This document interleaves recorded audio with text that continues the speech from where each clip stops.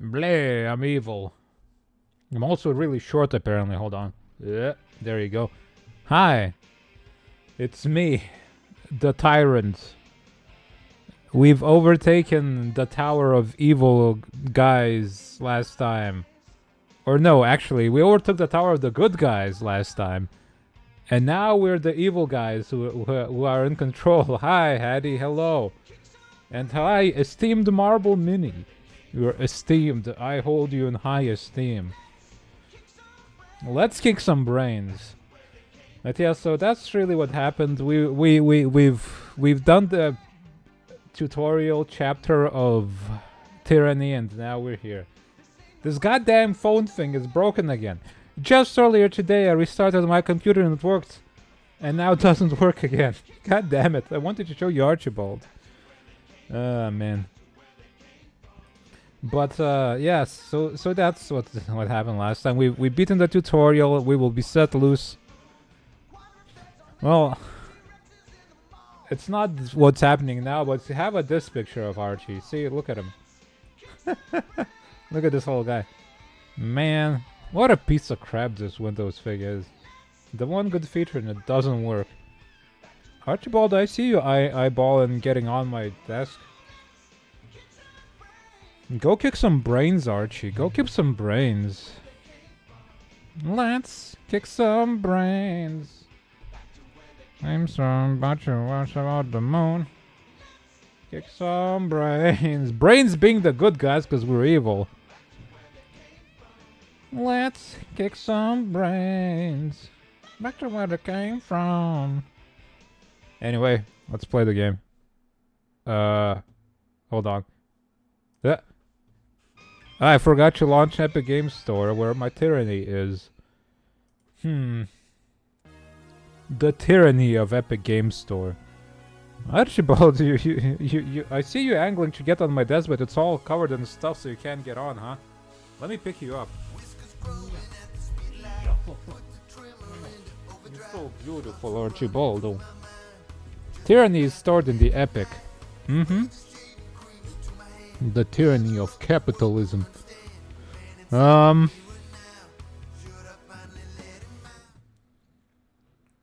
mlem, mlem, mlem. Archibald's giving me smoochies. What a guy. What a little guy you are, Archibald. Obsidian Entertainment. Why is my mouse cursor like... What in the world? My mouse cursor is locked to my OBS. And I can't click the taskbar. What in the world is happening? I can't... Okay, now it's fine. Archibald, oh, my kitty.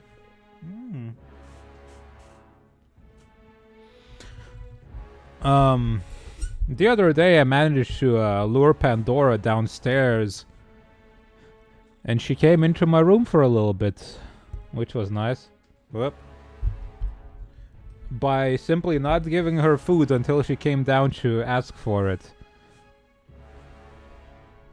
So there you go. Maybe that is the way to get her accustomed to walking around the house freely. That's one way. Archibald. Archie doesn't seem to mind her too much. He's just like kind of weirded out. He's like, who the hell is that? That Pandora herself, though. A little wary of other creatures. Although she did have some close encounters with Archie and Mira. And it was not too bad.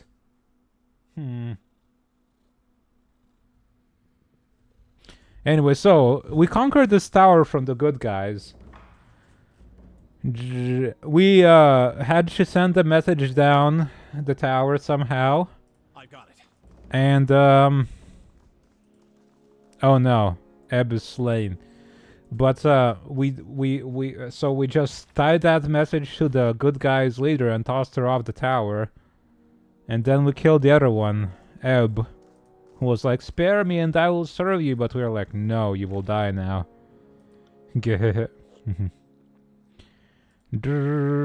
Wait, the Weights of Ages. There's a weight of... I don't remember. Oh, he wants to talk to me about being released from his armor. That would be cool. So I could change his gear.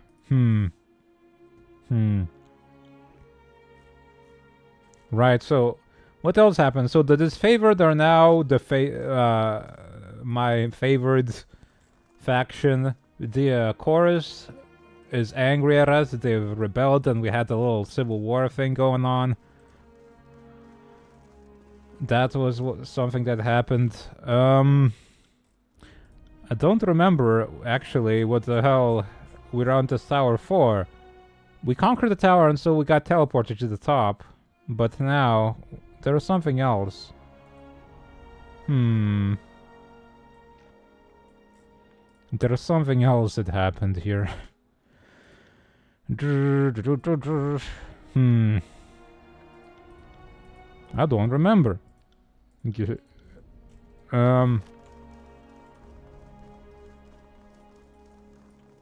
This symbol lit up here for some reason. Anyway, let's talk to some dudes. Let's see. You. So, the Scarlet Chorus and Disfavored are at each other's throats. Can't say I didn't see that coming, but the Archons might have waited until one war was over before they started another. Yes. The war doesn't interest me. Funny sentiment, considering I'm the center of it. Not that I'm judging. Look, I'm just a cool guy. I'll say this much. Our time together is anything but dull.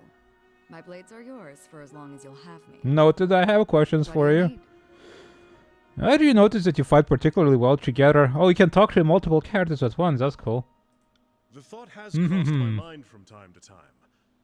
During the many battles of the conquest, we found ourselves standing back to back with enemies on all sides on more than one occasion. The big guy here is as useless as an empty scabbard without his phalanx to keep him alive. But I move fast enough to compensate for it. And it's nice having a living wall of rusted iron I can use for cover. I want you two to train together. Yes. Thou kiss. Absolutely not. Our fighting styles are incompatible. And any disfavored lieutenant will tell you not to join at the hip soldiers who can't stomach each other. Well, then stomach. I'm inclined to agree. If you want to pair up fighters, there has to be some great passion or magnetism between them. We don't have it. Are you sure? If neither of you is up to the challenge, then I won't force the matter. Valiant attempt, but I'm not as easily swayed by your courtly tongue. Shut up. Dang ya. Neither am I. At least, not in this context. Dang. How much reputation do we need? Why won't you give it a shot? I think that because I don't want to covers it pretty Oh, well. come on. Training alongside this self-important braggart is likely to sap whatever patience I have left. What if under that armor he's like a totally hot stud? And all we need to do is peel back the layers. I can see that you're out to serve the best interests of the war, but we are accustomed to handling ourselves as individuals rather than as a pair. I could command you to train. We can discuss this again later. We will discuss it again later. What do you think? At least in theory, I'm supposed to be observing history and not getting myself. Nobody said historians can't make history themselves. This is the thrill of a lifetime. Rarely does one stand so close to monumental moments in the making. If given the choice between a multifaceted hive mind of treachery and a surly old soldier, General Grumps is the wiser choice. It's patently obvious which Archon is truly loyal to powers. So, I must ask, are you planning on taking sides in the Civil War? Or do you have other plans? I have my own little corner of the tears now. My plans are entirely my own.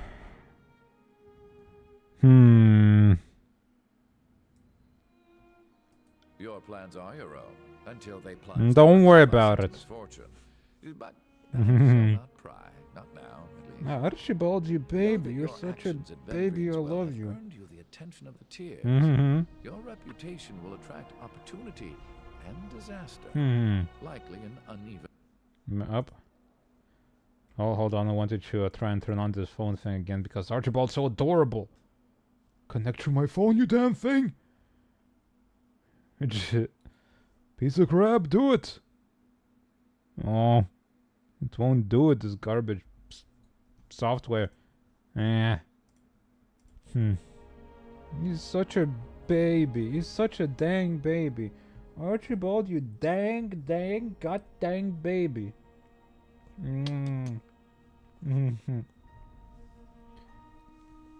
Hold on, let me take a photo at least. Archibald, look at you. Archie. Don't. Archie. Such a baby. You're so cute. You're so cute. You're so cute.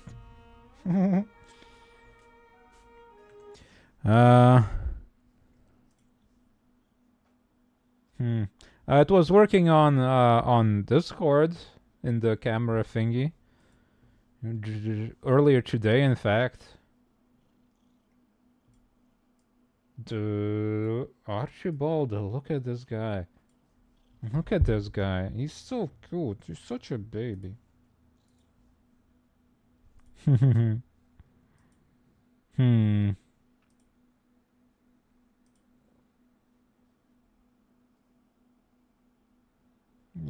at him. I'm looking at him. I mean, he's so cute.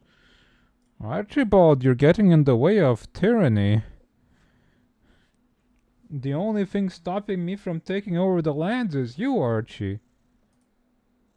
Whatever you do next, consider that many eyes will be upon you. For you have both delivered and taken away the overlord's edicts, and few will know how to make sense of the latter.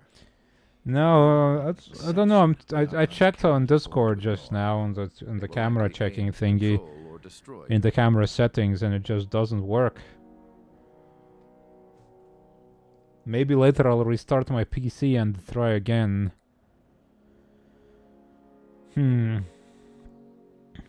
But otherwise it doesn't seem to be working. Piece of turds.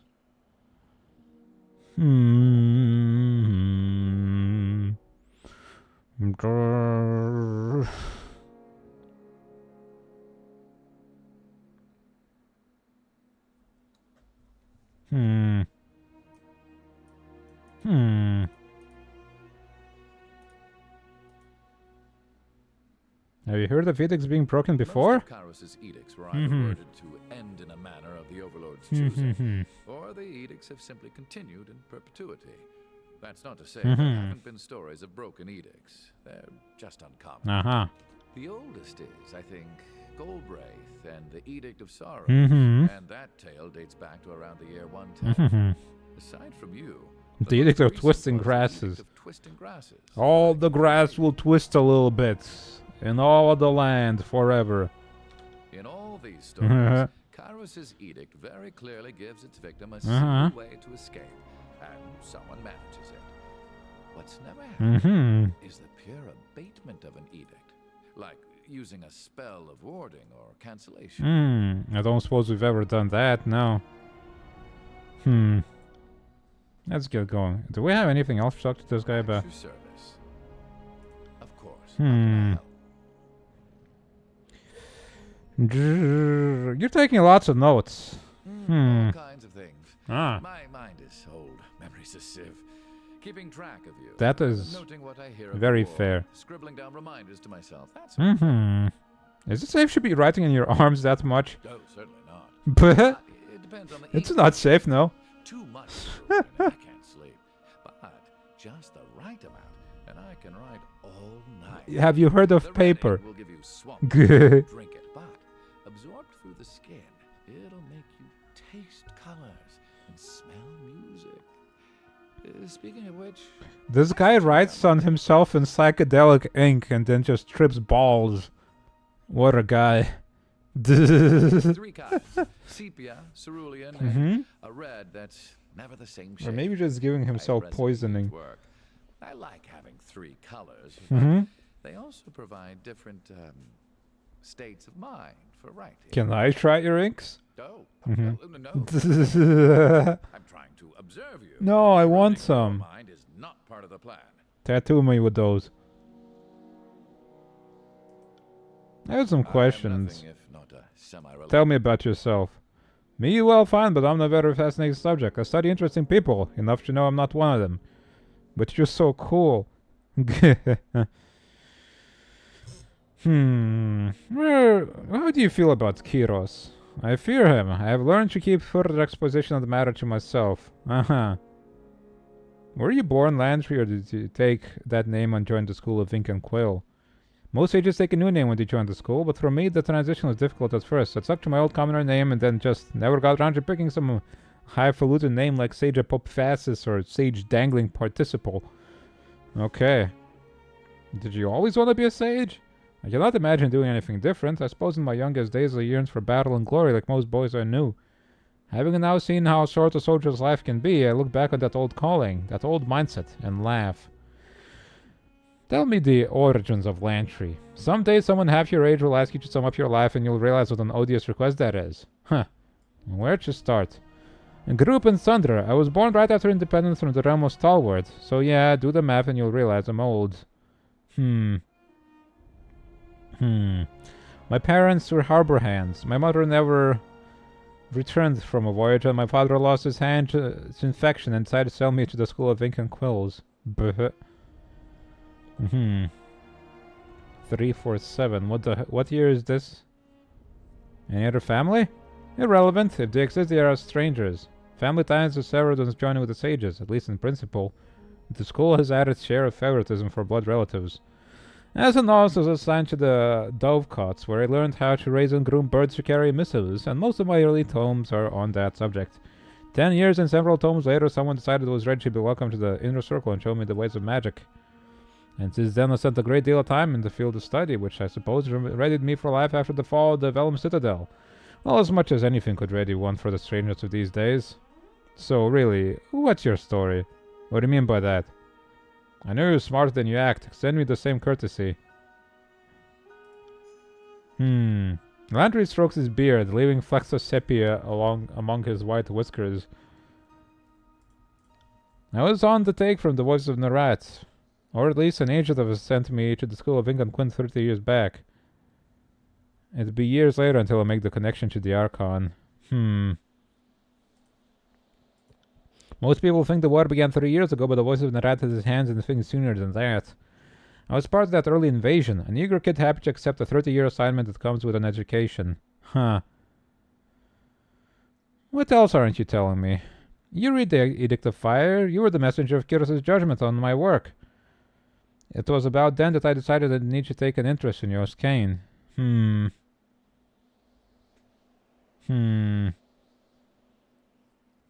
I wonder if we didn't give these scholars time to escape from that place we burned down if he would not be here with us.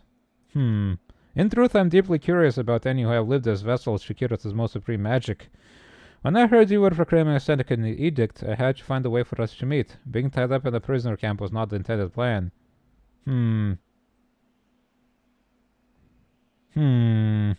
So you're advocating surrender to Kiros was the end of your long plan.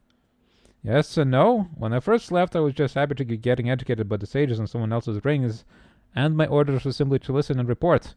As the time drew near, my commands were to win them over, a little at a time, to the notion of surrender. But I failed. The elders of the school grew defiant and the militant minds won out. These are tearsmen, after all. I then delivered the surrender and took the Overlord's edict to end what I was sent to do. No more secrets. I will endeavor to earn your trust as best I can. Sorry to have given you reason for doubt. Let's speak of something else. Okay, now that you like me a little more, could you possibly, I am nothing if not a semi-reliable font of knowledge. What did you want to discuss? give me your drugs, perhaps? So they say sages know all sorts of things. I know everything, except for who's been saying that. What's on your mind? I have some questions. I know everything. Current matters. How can I help? Can I try the inks? Aw. No. That's all for now. Of course. We'll talk to the other guys now. Faint Biter, if you have a moment. Baddock stands at attention, his rigid bearing making him an unmoving statue. There have been a number of times since I came to your service in which I have not agreed fully with your choices. That said, never have I truly questioned your judgment.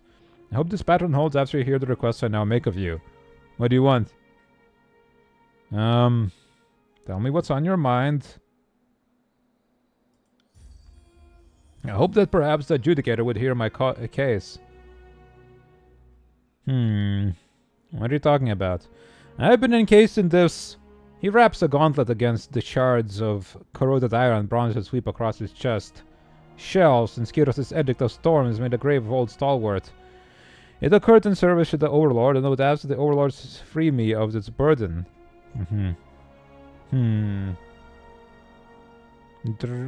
I will make your case to the Archon.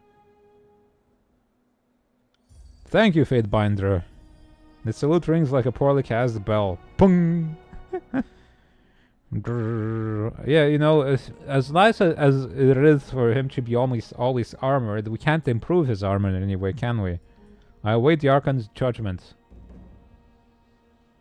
Petitioned the guy. Pong. We should get some sound effects for commands and stuff. Whatever you did in the Ascension Hall in Vendrian's Well has given you the power to interact with the Spire. Before you ascend the Spire, you had the vision where the edict broke. Understanding this vision might help you better grasp this new power you have acquired. We're stranded atop the tower. Huh. Oh god. Oh, well, we can send a message, probably.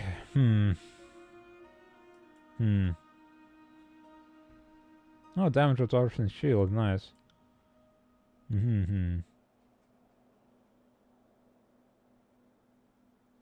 Drain stuff, okay.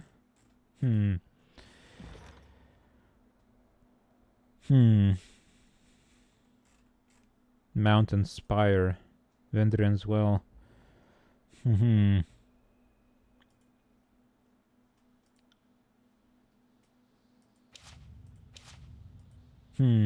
Edict, huh? Edict of Storms. Edict of Stone. Edict of Fire. 430 TR. Those who in pride and arrogance stand against the peace and order of our empire shall be ground beneath the stones of their land. Let those who call themselves unbroken, who embrace the chaos of war in defiance of our order, be broken in the storms of our rage. Let our storm rage until the blast blade be broken, or the line of regent falls.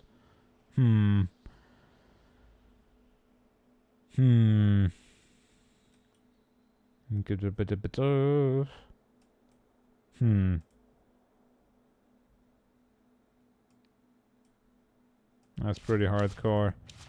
No edicts, no edict, edict of stone. When the Archon Karen rebelled against the Overlord's rule, hold on. As tall as the hills, Karen is the Archon of Stone, master of earth and soil, destroyer of mountains and cities.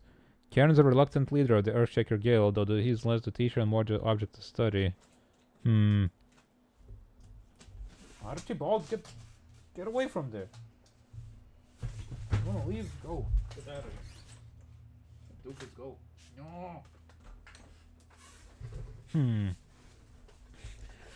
To preserve our peace, the promise of safety to our citizens, all Archons must submit to our will.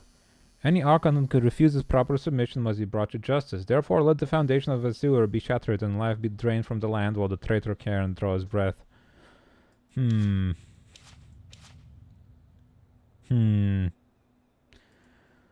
It is our most solemn duty to protect the citizens of our empire from all dangers, including the danger of knowledge that is forbidden. Let those who in their burning arrogance hold tightly to this law be consumed by our wrath. Therefore let the fires of Teratos rise up and consume them, for as long as forbidden knowledge lies within the heart of the Vellum Citadel. Banished Archibald. I wonder what kind of forbidden knowledge that is.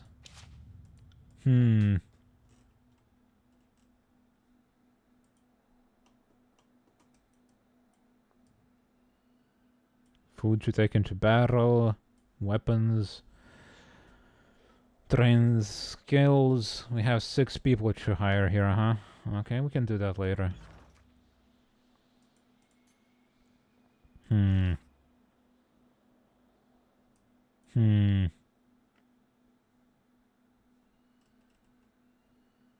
Let's see.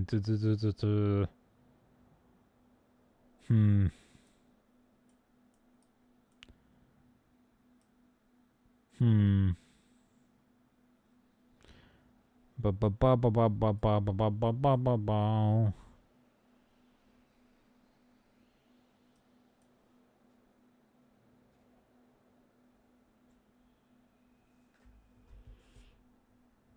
Hmm.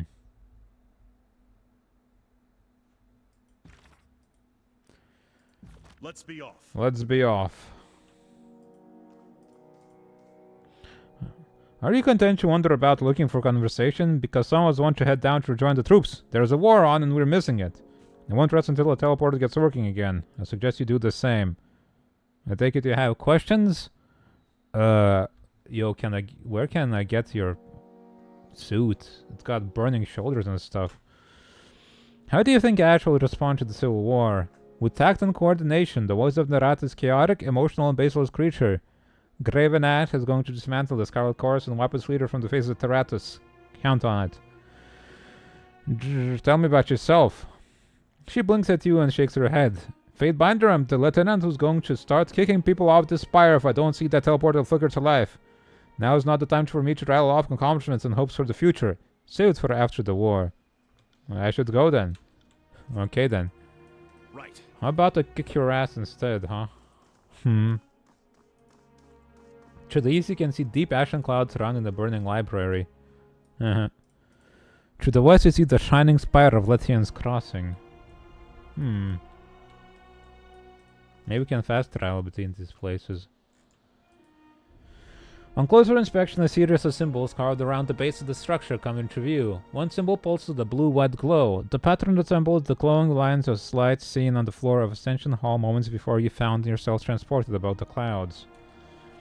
As you stare at the symbol, the chill of the wind abates and your chest swells with warmth. The air finally feels welcoming, your lungs sated at last. I'd be careful going any closer. This whole tower is humming with energies that we don't understand. Lantry holds his quill poised above a sheet of parchment with anticipation. Now, I didn't say back away. Let's find out what it does. Just be cautious. You staked your claim on the tower and everything in it. Whatever that sculpture is, it belongs to you.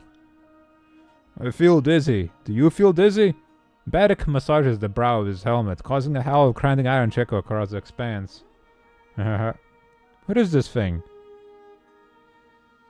The surface of the stone edifice trembles at your words. For a brief moment, the solid rock undulates, the same motion as a quiet pond rippled by rain. An echo bounces back from afar, your voice distorted and unfamiliar. Is this thing... The sculpture is once again still. There is a rush warm through your body. A jolt of enervation that steadies your balance. A barrage of tactile sensation floods your mind as you feel footsteps and wind, but not on your face or your limbs. A moment later, the flood of information begins to make sense. You are feeling the wind against the spire, and even the weight of your own feet, as if the spire were a second spine. Oh, that's freaky. With this connection made, you feel your awareness pull from this place, not as a traveler, but as one glimpsing the world from impossibly far away. In this moment, there is nothing you cannot see, though you see it nearly all at once in a flood of sensation that is difficult to parse. You see a spire at the crossing of an ancient stone structure, two walls extending off into the distance. At the base of this eternal spire, settlers and merchants act in every way unconcerned, toiling under the observation of unforgiving taskmasters. As the shadow spire falls over them, the mood changes. The settlers pause and stare at their knees and look up at the sky, toward you. Some of the faces looking at you are familiar, and you recognize this place as Lethian's Crossing, where you served during the war. Near the settlement built at the joining of the ancient walls, you see a breach in the massive masonry, a cleft in the forbidden, a hidden realm within the old walls. Drift into the entrance. Shadows envelop you, muting all sound and vision with slight delay. There is a feeling of perversion, of wrongness. Whatever arcane power is allowing your senses to drift free of your body seems to falter in this place. Figures haunt the stone hall, drifting emanations of cloud, claw, and fang. They pay you no heed, but you fear them all the same. In the depths of this forbidden place, the deepest chamber is bathed in light. An arcane symbol illuminates the floor, though the details hurt your eyes when you focus. With a gentle tug, your focus pulls back to a new horizon, though it takes you a moment to recognize it as Vendrian's well.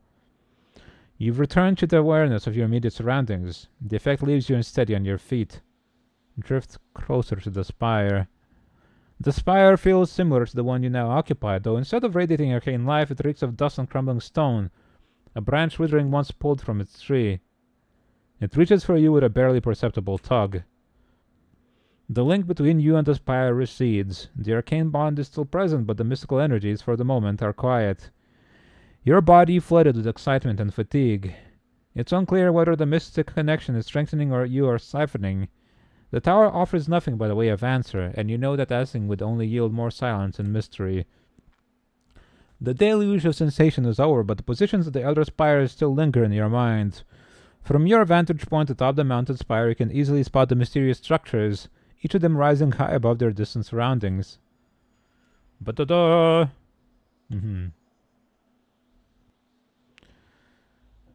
Well, there you go. Did you sense that? Landry signs a long sigil in the air, squinting at you as he works his cantrip. The ripples are everywhere. When you move, the magic of this place stirs and churns. That portal over there, those burning braziers, they all grow more intense as you approach. As I think it's responding to your presence. Before we get ahead of ourselves, it's worth remembering that you ended Kairos' edict. That's no small feat. Maybe your connection to this place is related. Either way, sounds like something for the arcane-minded to investigate. Be sure to see me after your audience with Tunon. We cannot let the Scarlet Cars gain hold in the tears. Together we will wipe them from the land. Come to me as soon as you can, Fatebinder. We have a lot of work to do. We gotta get out of here, dude. I got it.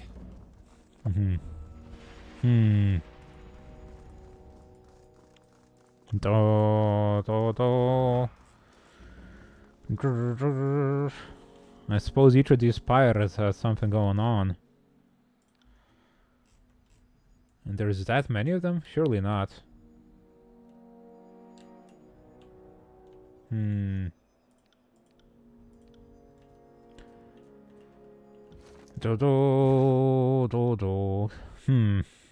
Petition Tunon and go to the Bastard City, I guess.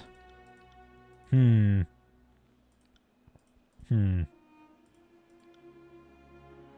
access to Haven. To the old walls and Lethia's Crossing settlement. Okay, we can do that, I suppose.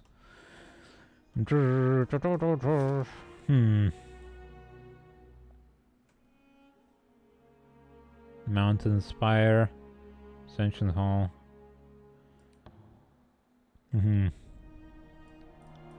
Yes, we can do that. Do we get a sick chair? Wait, fast and slow modes.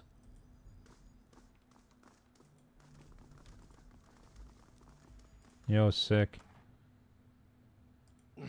I'm carrying too much. Grr, I'm carrying too much.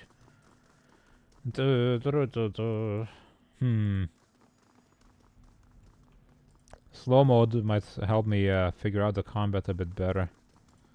Hold on. He still wants to talk. And so civil war divides the armies of mighty Kairos. The reckoning that comes of this failure will be great indeed. I'm sure it will be fine. We find ourselves in the darkest times. Brothers and sisters who fought for a similar cause now skewer each other over blighted lands in the favor of distant powers. What would you have done? Backing the disfavored is the only logical Of course. choice. Graven Ash is the only Archon worthy of your confidence, and you are wise to recognize as much. Naturally, I would have done the same, whatever others might say about what happened in Vendrian's well. You acted from instinct. I can't help but respect it. Onwards. Let's go.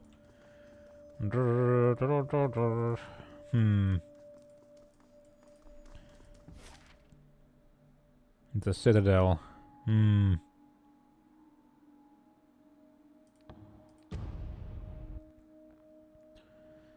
Can we look around? Is there anything actually going on here?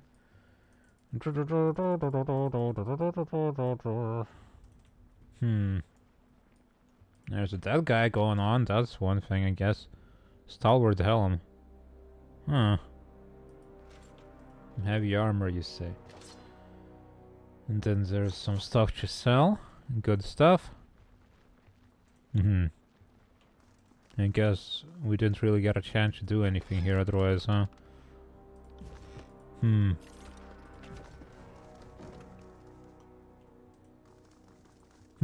What do we have here? Oh, dang. Nice. Too many camping supplies, huh? Okie dokie. You're yearning for a game where I can input custom voice lines? We have to figure that out. We have to. I'm sure one of these games allows that.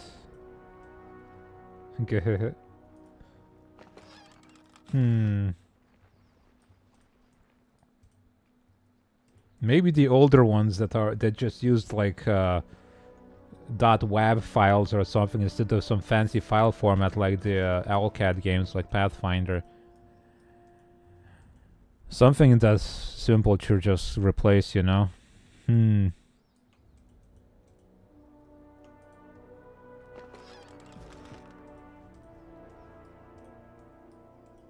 Because then we could have a whole stream of just me making voice lines to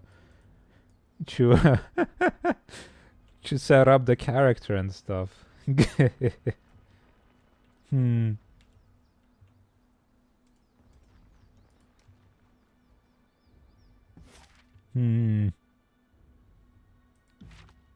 Cacophony. Inaccessible. Sunset Spire, the Bastard City, Mountain Spire.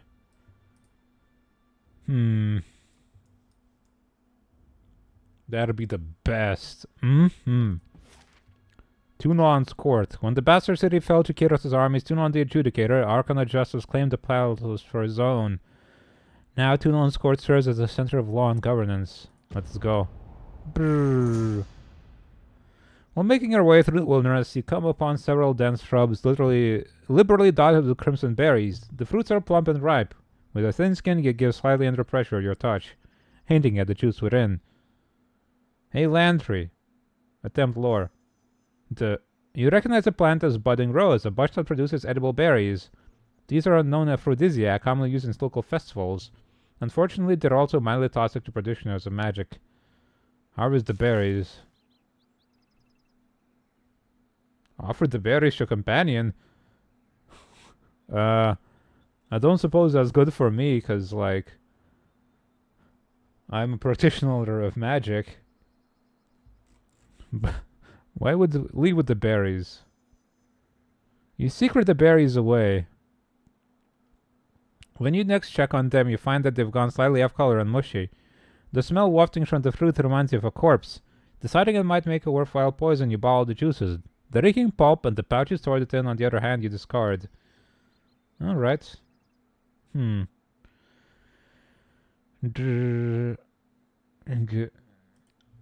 suppose I want to give anybody an aphrodisiac. Give it to Barrick, who can't get out of his armor to torment him. Like, oh! No! On it. I got it. Lady Lucretius, hello. Oh, greetings! The well-dressed older woman stands apart from the milling crowds of nobles. She stares off into the distance, oblivious to your approach until you're right in front of her. She offers a reserved smile. And the Lucretius, formerly of Thistleholm, you have the look of someone who belongs here. A Fatebinder, no doubt. She nods. Do you need something from me? What are these nobles doing here? She smirks and shakes her head. Trying to look brave, I warrant, but if you crane an ear to any of their conversations, you'll hear a different tale. 3 years since Tunon set up shop in the Bastard City. We're still getting used to our new masters and figuring out what we can and can't ask of them. She nods to the assembled nobles. These are smart, ring-plenty folk. The way they approach Tunon, you'd think they were raised under a tyrant's slash. Some have come to settle a grievance, others to pledge fealty. I've been standing around long enough to know that the adjudicator doesn't care for empty gestures. Just standing around, looking. How has the bastard city fared since the conquest? The armies claimed the city in a quieter, more organized manner than I might have expected. I can credit them that much, to be sure. Kiros's forces made short of work of our local mages. I never approved the school of wild draft, but at least they were out of control. I'm not sure that the blood chanters I see on patrol are a better alternative. We suffered our share of hardships, but it seems that Kiros wants us alive. That's a more generous outcome than some of us were led to believe.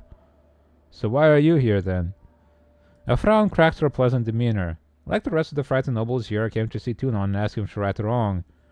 My manor was destroyed during the conquest. I told the adjudicator my woes, but he didn't exactly see eye to eye. What's Fistelholm? A great sigh deflates her. It was my family's ancestral hall. The oldest stones dated back to the years when the bastard city was naught but a dozen roofs and wagons clustering for warmth. Compared to the houses of great lords, it was nothing special. Age had softened the wood, and its queer placement in the warehouse district set it apart from the finer grounds where lords and ladies strolled for amusement. It was a mess, but our mess all the same. I would invite you over for tea, something stronger even, but it would only disappoint. You'll find naught there but a gaping hole. What happened? Collateral damage happened. When the adjudicator cast a judgment on the bastard city, he destroyed the districts of the corrupt merchant kings, their manors, their counting houses, and yes, their warehouses. Aged, dignified Fistelholm collapsed as a massive sinkhole opened under their foundation. The bastard city's laws may not have been perfect for Kiros' standards, but my family followed them with respect and never took a copper ring more than we deserved. I can't help but feel that my estate was not the criminal Tunon had in mind during his sentencing. What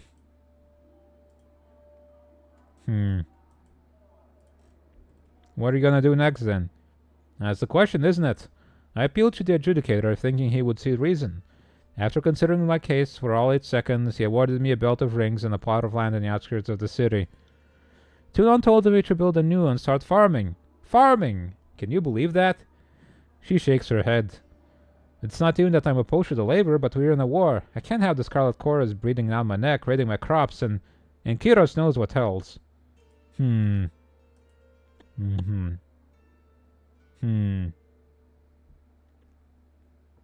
Gah. The Scarlet Chorus are dogs. I suggest you use those rings for higher protection. And isn't that the most backward cycle of ring trading I ever heard? But it casts a light on something I've been thinking while I stand here watching Tunon go about his business. I came from a long line of smart, ring-savvy merchants, but even I can't reconcile Tunon's justice with Kiros' law. There's something wrong about it all. Maybe Tunon knows something I don't, or maybe... She trails off, shaking her head in doubt. What do you mean? People come here for justice. They usually get a version of it, but it's Tunon's version, not theirs. Half of the time they don't even get what they wanted out of a ruling in their favor. She shakes her head. The deeds at your farm, for instance. Not to put my own ignorance on display, but if more people knew of how Kiros' law worked, they might not come here seeking a ruling at all, even a fair one. Tunon is a servant of law, but he's the overlord's vassal as much as anyone of us. Sometimes it seems like he uses his position to twist everything to the Empire's favor. We're just pieces on the board, and he can move us wherever the law justifies that we stand. That doesn't sound, well, legal. You doubt his justice? Honestly, yeah, that sounds stupid. I'm not one to kowtow to random justice either. I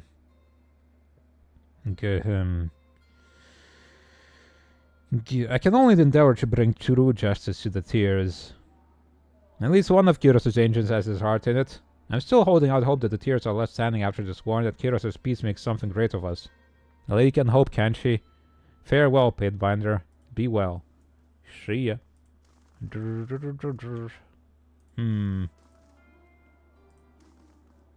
Any petitioners that displeased Tunon would meet their fate in the pits below the court. So is there just a constant corpse smell coming from the holes there because of all the dudes that fall in?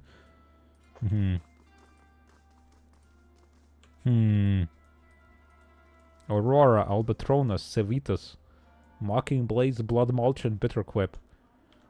Ah, jeez, what's going on here? Oh god, he's hovering. You call yourselves officers Get of Kairos' army, but your conduct falls short of my expectations. The court finds your accounts of Vendrian's well lacking, rife with misdirection and fallacy, fouled with baseless accusation. The shadows beneath Tunon's cloak darken and flare around him. Murmurs of unease erupt in the court. Listen. Your Honor, I have relayed the events as I experienced them. You can well imagine why my version conflicts with his. She makes a dismissive gesture to the Scarlet Chorus representative. On my honor and the that of the great general, I would sooner snap my sword than perjure myself before you, Archon.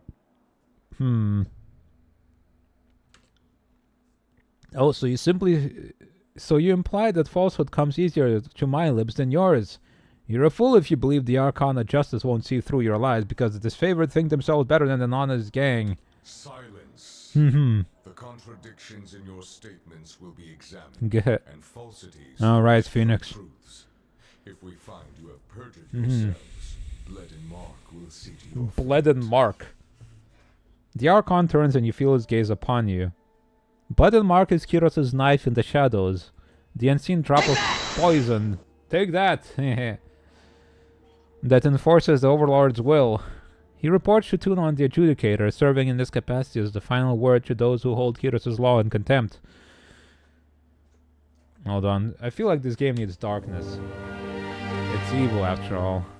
If you know the origin of the Archon of Shadows, or how Kiros' maintains a hold of him, those who anger the Archon never live long past sunset. Fatefinder, we will start with the matter of the Archons. Graven Ash and the voices of Nerad have declared war upon each other. In addition to They did. Kairos' face, they have thrown the conquest of the Tears into disarray. By all accounts, these hostilities began shortly after your arrival. Tell us what transpired.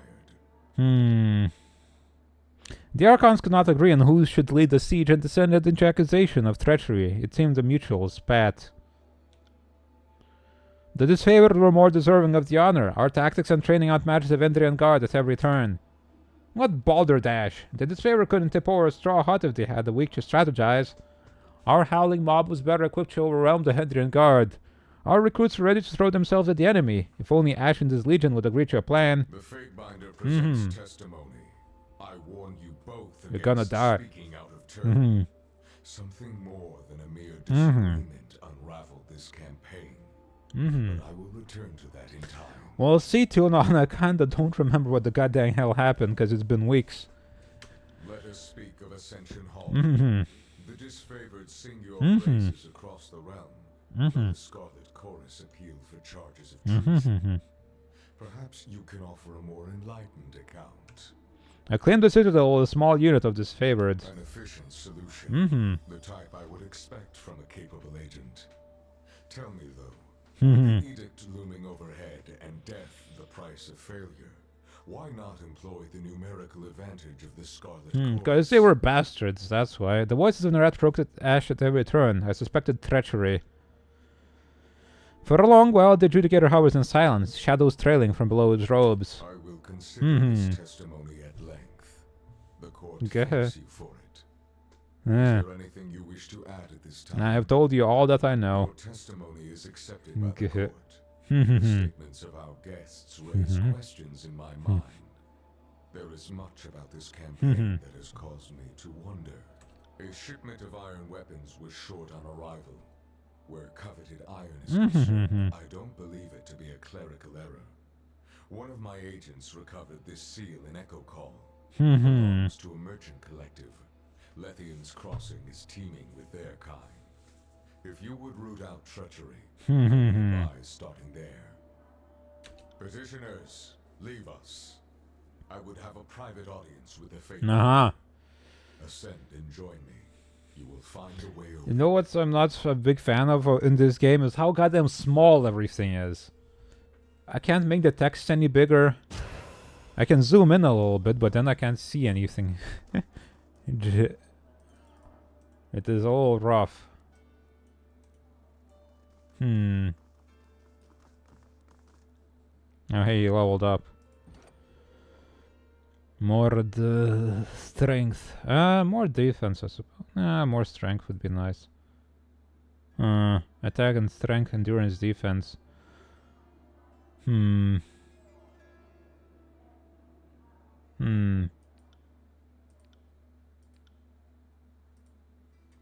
More attack. Yeah, more defense is nice. Tyranny for ants. Yeah, the UI is so small. Maybe we should just turn down the resolution of the game or something. Maybe it works like that. Hold on. If I turn it to 1080p. Oh my god. That's a little better actually.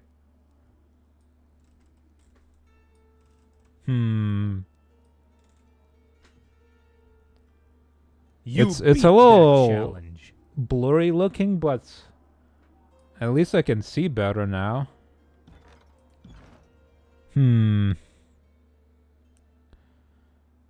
Voice frequency. Throttle speed, tilt tip delay. I don't suppose there's anything else I can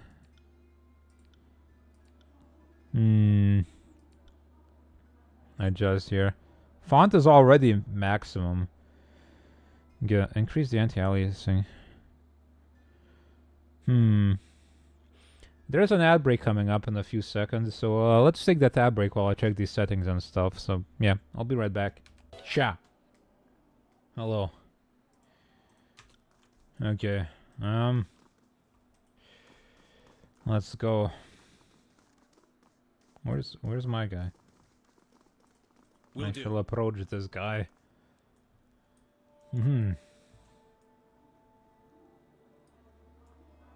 Wow. Hello, Tunon. Okay. Jeez, why am I so close? This feud is an insult to Kairos' peace. It should not have taken the better part of a year to silence the last vestiges of Oathbreakers. Tunon regards you in thoughtful silence. Say nothing. Our allies squabble, enemies regroup. Why are you so angry at me, huh? To measure the extent of the damage and to execute the agents of disorder. I suspect that treachery, negligence, disunity, and greed have infected one or both of our esteemed allies. Until you are instructed otherwise, this matter is the court's primary focus. Graven Ash and the voices of Nerat must be examined in close detail. You are charged with observing the Archons and presenting your case that one of them has wrought chaos and disorder upon the Tears. So the voices was like beaten to death by this guy, by Graven Ash, but I suppose he's not exactly mortal anymore, so just came back. Okay. Could they both be guilty? It's possible. But the momentum of the conquest up to this point suggests otherwise. The failure at Vendrian's Well implies a coordinated will behind the chaos. As always, you will be held accountable for what you do in the court's name. But you are free to conduct your investigation in the manner of your choosing. You must expect lies, misdirection, and manipulation. Suffer not such obstructions of justice. The disfavored seem the logical first step in your inquiry. The Legion holds you in some esteem. And Graven Ash has shown deference to the court in times past. No doubt the disfavored will be rife with accusations. Well, they like me enough, so maybe I can just get it out of them easily. Ash is a noble man, but never underestimate his capacity for deception. A wise general succeeds by knowing when to be unreadable to the enemy. You should, of course, speak to the Scarlet Chorus and gather their testimony. Yeah, but they're bastards, so you know. Would sooner brag about a pauldron fashioned from your skull than entertain your questions. Do not regret killing the rabble that impede your investigation. They will be easily replaced. I'll speak with the Archon of War. Your fellow Fatebinders have been busy acting as my eyes and ears. I have a few leads for you to follow. You should, of course, speak with your brothers and sisters of the court if you need further counsel. The disfavored have made use of the sage's network of dovecotes and messenger birds as they come under capture. I've heard multiple claims of strategic communications gone missing. The sages are broken, their citadel in flames, but they were not slaughtered to the last. Some of their numbers still congregate around the smoking husk of their burning library. If they have been reading disfavored communications, Kill them all. learn what Okay. they learned, then execute them. I will do so. Breakers were reported to be using iron armaments, more than they might acquire from looting what few disfavored they killed. Any iron in the tiers not rusted through was made by forge-bound hands in Lethean's Crossing.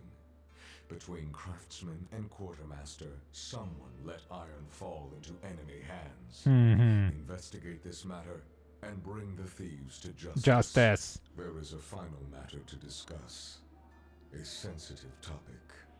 Well, it's impossible to gaze from his expression. Tunon seems more wary than usual. What concerns the court, Your Honor? In spite of the many shortcomings of Vendrian's well, you managed to make a name for yourself. You proclaimed an Edict of Kairos. I did it, resolving yes. demanding conditions, and ascended the mountain spire. Praise me more. Any one of these feats would be worthy of recognition by the highest authority. You managed to accomplish 3. Okay. I'm in a just another day in the life of a Fatebinder. It's me, another day in Brooklyn. I would caution you against such flippancy to your role. Piss off. Others would look to you for confidence in the court, in Kairos's very laws. I would not have them see this disappointment on display. Whether by design or by accident, you have captured the attention of Kairos's army and the local tiersmen alike. This is no small opportunity, and the court charges you with exploiting your new standing to its fullest potential. You have a title in our hierarchy. However, it's a little-known secret that one's standing in the world is determined by their infamy, their deeds, and how they come to be known. Mind this notion as you bring justice to this lawless frontier. There may come a time when your deeds speak for you louder than any title. Whatever you did to capture the attention of the masses at Vendrian's Okay, well, I'll push more I people would up the encourage giant you to do tower. so again. And be evil.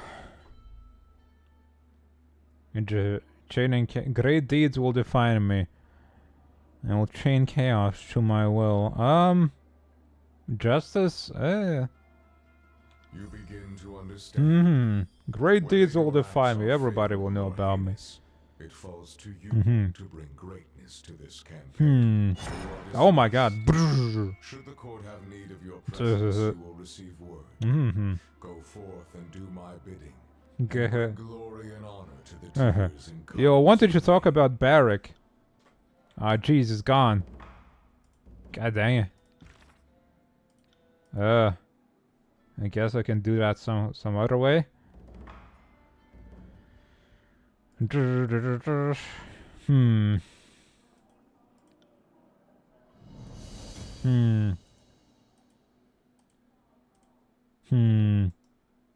Them to bribe me.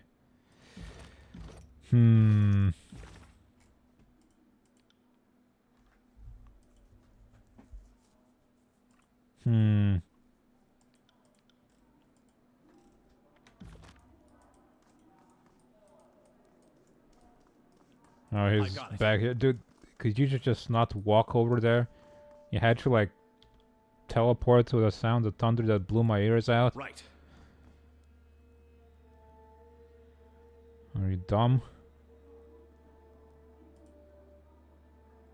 You returned. It is gratifying to see that the war has not caused you to forget your roots. I didn't even leave. I have a request from Barrack of the Stone Shields. And what does Barrack of the Stone Shields want of the court? He has made his displeasure known in a loud enough voice to collapse the tears upon each other. The adjudicator glares down at Barrack. He came to inquire if the Forge Bound could help remove his armor. If he has become encased in iron, that is none of the court's concern. My Forge Bound smiths are occupied crafting weapons for the army, and I would not have their focus diverted to liberate one soldier from his raiment. But what if I could put better armor on him? Stone Shield. Due to this favor not have standards for the upkeep of arms and armor, is this not one of your Archon's guiding principles? He got struck by lightning or something and he fused to his armor. How's he gonna... That's not a thing of upkeep. That's...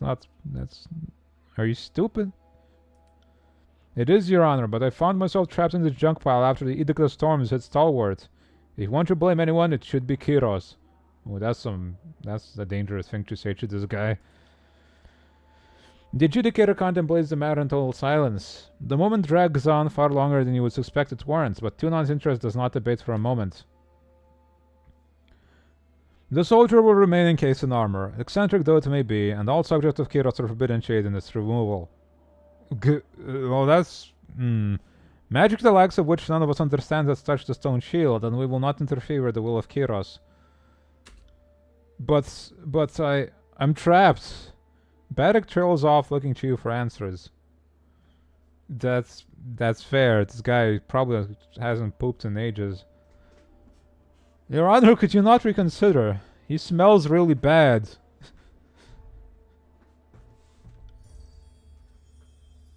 I'm surprised and disappointed you would even ask. Whatever you are trying to prove to your trial companion, the court finds it festering with sympathy and a lack of precedent. I will do it myself then. Such is the will of Kiros and the will of the court. Tunon nods and bangs his gavel. Ah, you tried, and I suppose that counts for something. The adjudicator didn't say anything about me bending my way out of here, at least. Not that trying has ever made it better. Yeah, just slip on out. Nobody can tell you to not try, right?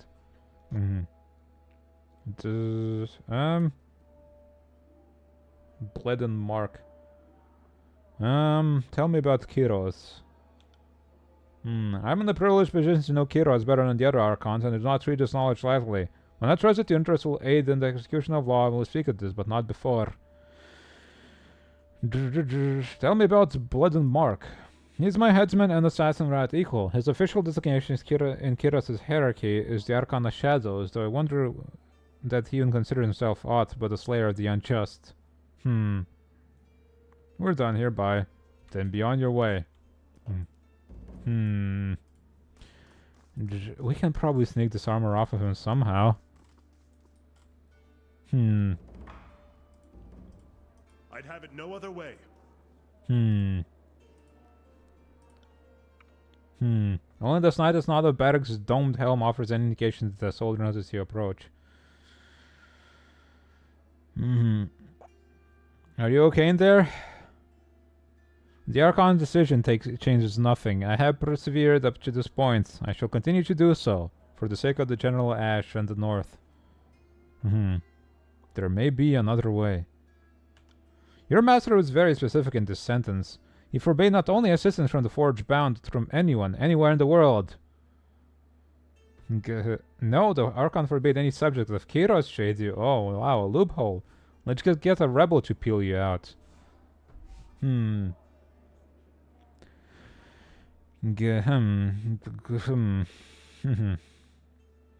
the Archon forbade any subject of Kiros shade you. You split hairs, Binder. The whole of the world bends the knee to the Overlord. If that were the case, we wouldn't be in the tears, would we? You're not suggesting act some renegade mage for raid. You would discard the spirit of the law in favor of its letter? You know, well... whatever makes it better. True justice.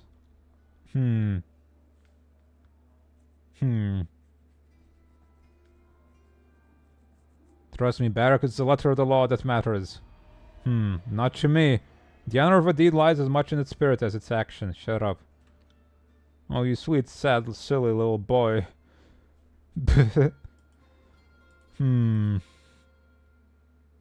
Perhaps some other way to free you will present itself. Your optimism does you credit, Fatebinder, though I fear it misapplied. You can lie to him. I solemnly swear to you that I will not speak with the Forge Bound about your armor.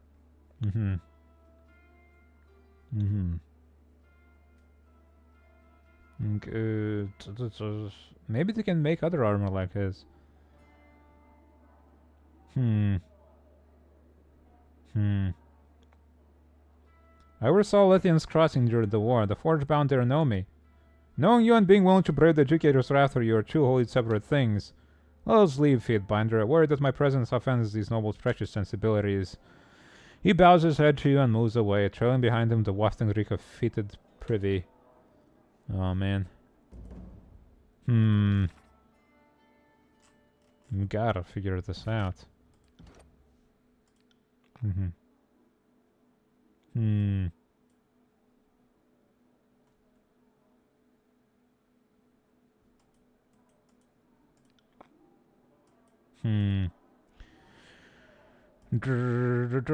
She's dead. How about you? Do you got anything else to tell me? One moment, my friend. Just let me finish this thought. Ending his note with a flourish, Lander licks at the tip of the quill, pausing to taste it a second and third time before tucking the pen in the holster on his sleeve. Yes. Delicious. So what's on your mind? Did you want to discuss matters of the present, or did you prefer a more scholarly rant? Current matter is... How can I help? What do you think about our dudes? Are you asking for an objective assessment? Or is this your way of saying you want to gossip? Okay. Let's speak of something else. I am nothing if not a semi-reliable font of knowledge. What did you want to discuss? Okay. Tell me arcane matters. And I'd be happy to oblige. Ever since the fall of the Vellum Citadel, it is hard to find someone with whom I can discuss such things. You're familiar with the old walls? Familiar is a relative term. I think I know more than most, but it's a subject of mystery, even to the scholars. Though, I must admit, in addition to my reading, I've ventured into the old walls on occasion, and soiled many other elements in the process. What sort of things have you seen in the old walls? Aside from the terrifying Bane, well, every section of the old walls has its own jaw-dropping architecture. I've seen bridges that move when someone is near, mystical barriers that must have been standing for eons. And I've seen remains. So many remains. A lot of them sages from centuries past, or hapless drifters that must have been desperate for shelter. What fascinates me most are the symbols found in the interior architecture. I can't help but think if we shared notes with the other old walls explorers, we might someday decipher their meanings. Heroes forbids exploration at the old walls. And the Tearsmen have similar laws? Interesting. Why would he want to forbid that? He forbids knowledge and he forbids exploration. It's like almost like he doesn't want people to find out a way of beating him or something. In typical younger realms fashion, entering the old walls was never legal, but plundering them was. The logic being that that which rests in the old walls belongs to your local ruler and not you. The noble houses made a point in buying up anything that came out of the old walls. Plenty of ancient stuff in there, but sometimes you find stuff that's just a generation old, left by the last full trencher search for treasure. Do you know who built them? We can only seem to agree that they were built. There is no consensus as to the who of it. We generally use the old realms or older realms when describing the folk that must have done all this construction ages ago. That's also where the young realms got their name, indirectly. Azure, Stalwart, and all of them are older than you and I, but compared to the old walls, they're babies. As for the why, that's anybody's guess. I've always assumed it's an ancient road and aqueduct network. If you just needed to fence off your neighbors, you wouldn't have such elaborate, expansive masonry on the inside. So you're familiar with the Bane. More so than it is healthy. I've seen one rip a young scribe in half with its nebulous talons, and I've run away from more than my share of angry Bane. That sounds redundant. They all seem angry. Heard all sorts of theories on the Bane. Heard they were dead mages. The nightmares of Archons come to life. One sage believes they're Kyros' children. Guess you have enough ink and parchment you can scrap out any dumb idea. I confess you know very little and stick to what can be observed. They appear cunning, but lacking language. And they have animal-like qualities, but they seem drawn only to magic and commotion. Food and water seem relevant to them. And I'd be happy to oblige. Ever since the fall of the Vellum Citadel, it is hard to find someone with whom I can discuss such... That's all for now. Consider Until you can let me lick your inks, I don't want them. Sorry.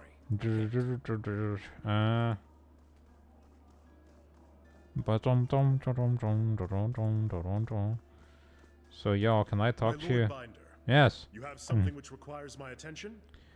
It's What can I do for you? The thought has crossed. The big guy here is as useless. Come Absolutely on. not. No, I'm you can. inclined to agree. You can Now do it. see here, Versus temperament and unpredictable ways are an annoyance, but no challenge is beyond my skill. Verse, we should take some time to face off in the sparring fields. It might even improve our disposition towards one another. Yeah. I'd rather watch you devour your armor one shaved off spoonful at a time. Mm-hmm. But since that isn't going to happen anytime soon, I suppose I'll make an effort. Okay. Oh yeah. A new combo ability. Hell yeah. What is it? Arrow storm. But Verse fires several arrows into Barak's armor. When the last arrow strikes, Barak roars and the arrows burst out, striking enemies nearby. Right. That's pretty intense. Aurora. Don't think I'd made it out the pass alive. Fade Binder? The lieutenant gives you a curt nod. I'm ill at ease in this polished hall, but I admit that it's a reprieve from the battlefield and training grounds. If Ash needs me to stay here and represent his interests throughout the occupation, then I'll be up to the task. It can't be worse than our days in the Lithian's Crossing. Joking aside, you were generously granted his favorite control over the city. Even the Iron Legion needs a break from the front every once in a while. Good. Sevius. Anything beats a prolonged siege, eh, Fadebinder? Enjoy the war while you can. Look at these losers. None of them got sick clothes like I do. Will do. Tune on favor 1. Ah, Marstache. You return unscathed and more acclaimed than ever. It seems to be your way. The faint binder of war claps you good-naturedly and with excessive strength on the back. Come, you must regale me with all that your journey has held. I could use a moment of respite between friends. He regards you with a warm, boisterous smile. Speak as you wish. I'd pay a boar's weight in rings to know your thoughts. He rakes a hand through his thick red beard and offers you a grin. Come, let us speak freely. I've claimed a spire to enter as well. So the court's whispers are true. The Fate Binder rubs his fingers along the underside of his chin, pondering his thoughts with great weight. After a moment, he offers you a wistful sort of smile. Someday I would like to witness for myself this tower that has risen above the realms like a blade thrust into the sky. How you get this job? What's going on here? I cannot speak for the other Fate Binders, but I joined the court when I was still a boy and impetuous beyond reason. I had been imprisoned with a death sentence for the crime of desecrating corpses. What? He laughs hard and hearty. It was nothing so exciting as you're no doubt imagining. I don't know what exciting desecration of corpses I could possibly imagine. What? I was merely burning corpses at awaited burial. Before the local authority could see me to the gallows, the adjudicator claimed me a great talent waiting to be realized, needing only to be steered. Why were you doing that? Corpses piling the streets spread plague faster than the filthiest of rats. I was but 10 and a weak fighter. I did what I could for my homeland. A 10-year-old just going around burning corpses. What the hell is wrong with this guy? Why was it a crime? There was a time when even the Northmen were a superstitious stock. A time before Kiros brought reason to the realms. The people of my city believed that, without proper rites, I was cheating our fallen warriors from returning to the land. Good thing he spared you then. As I have said, the adjudicator saw within me something of rare value, as it's true for us all. You as well were chosen for our great court, for which I am grateful, as the Fate Binder of War rely heavily on your talents. What a guy. Okay, well. What's with the tune on his masks? They can be rather unsettling, can't they? Even to one such as me, but I can assure you the innocent need to not fear their objective, emotionless gaze. What of the adjudicator's mask specifically would you like to know? What about the face that is no more? Tunon is said to have worn a third mask in aeons past. I have heard rumor that the face displeased Kiros and thus was destroyed. It had a smug grin on it and he didn't like it. As happens to all persons and objects that displease our overlords. What about the face of resolve? Tunon's last known dawning of the face of resolve was the moment he judged and called Ruin to have the districts in the bastard city. Since then he has ruled our northern tier justly, calmly, and with efficient diplomacy. Maybe he's just like crying underneath his mask all the time. He's like all sobbing and like snotty and just kind of not really dignified looking. That's why he wears cool masks to hide it. He's like, yeah, resolve. With great resolve, I proclaim this. Totally. What about the silent face? The silent face is the face that Tunon chose to us now, and for that we are fortunate beyond belief. The silent face is a patient face, a face for listening as Tunon presides over all matters brought to the court, taking great pains to ensure all sides of an issue are heard. Uh-huh. Have you seen him change his masks? In the way that you or I would change our raiment? No, not as such. And yet I have seen the masks shift. They switch without the adjudicator or anyone such as laying a hand on them. It's not something you can watch unfold. After a time you merely realize it has already happened. That's freaky. There is work enough for the court that we shouldn't occupy ourselves wandering over mysteries. It's like a dream sometimes. In dreams things change and then you don't realize it actually happened. Man, all these Archon people are freaky as hell.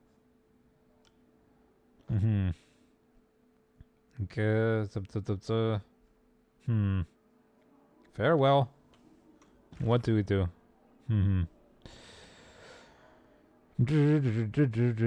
We gotta talk to guys.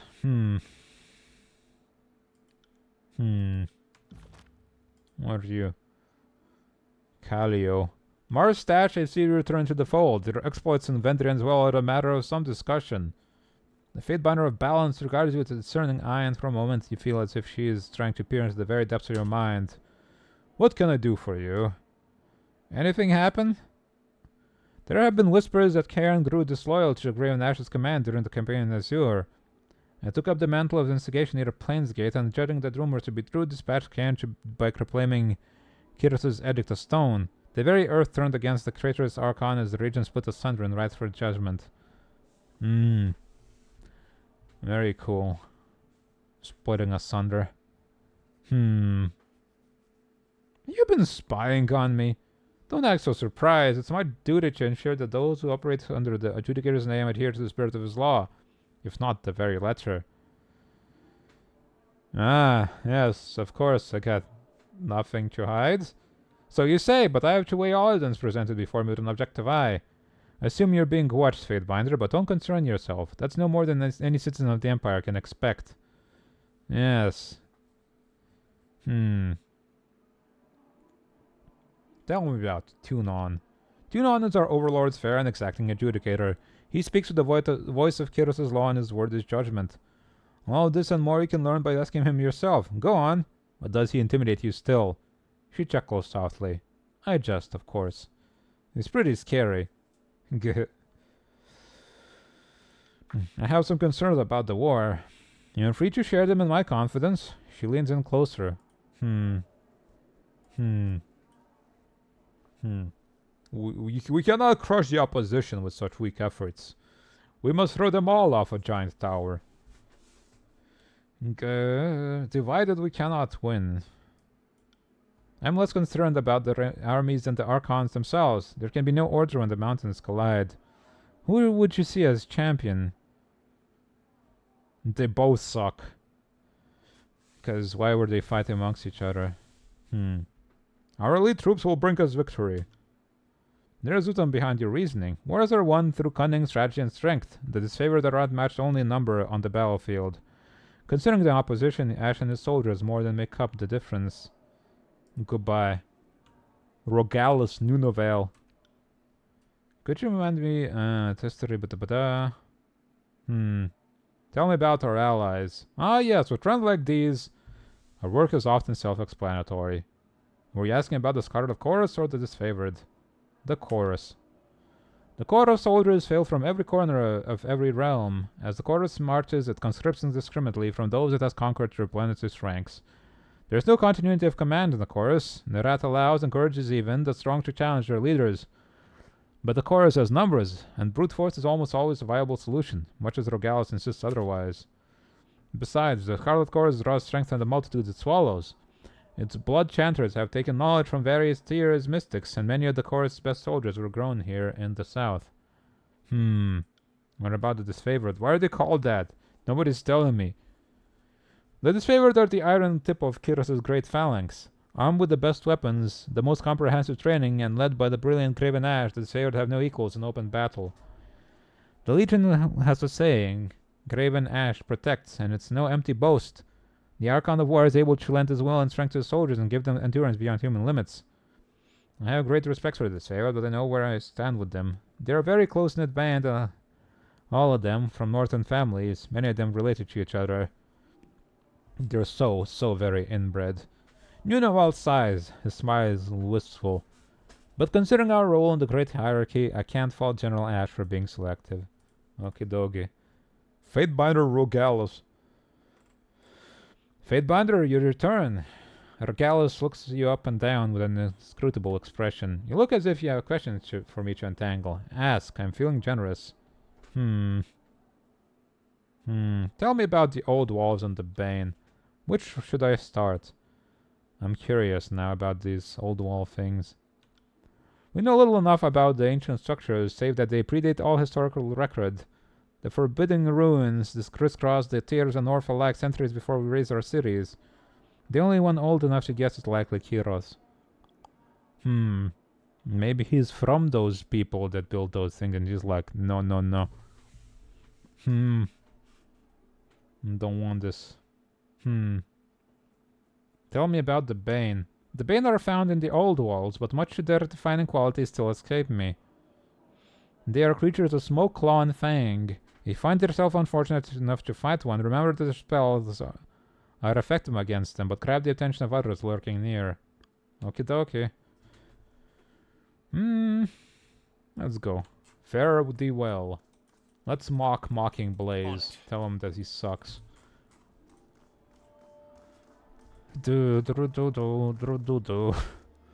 I'd emulate you right where you stand if it weren't for Tunon breathing down our necks. He ignores you with a stern and distant expression. Blood mulch. Fatebinder, you know stranger to Tunon's court, but I prefer to spend as little time here as possible. In spite of these closed walls, it feels strangely exposed. Fair warning, when you back to Ash, you are as good as signing your death warrant, but we shouldn't discuss such matters in a court of law.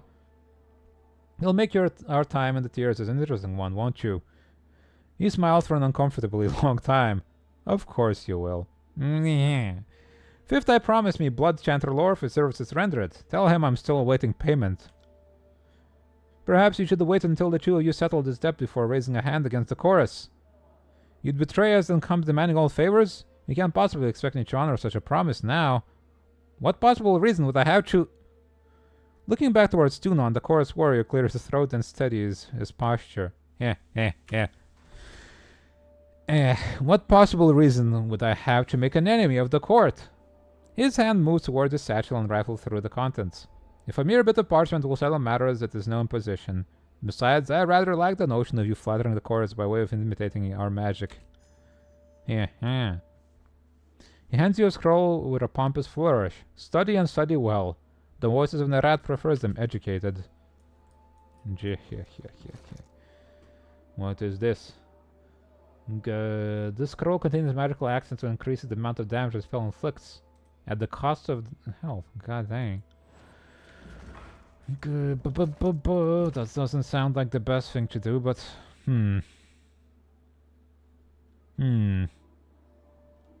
Sigil of Force.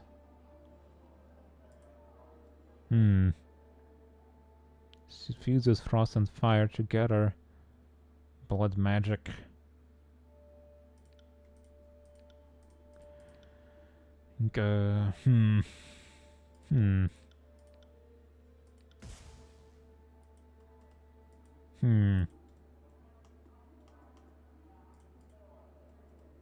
Oh dang, this is a pretty cool spell.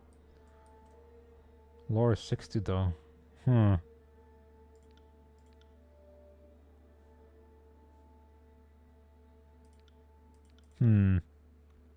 Accuracy increased. No.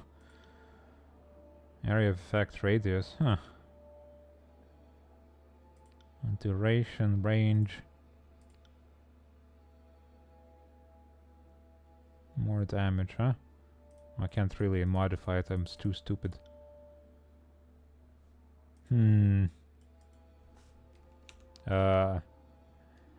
Electrify.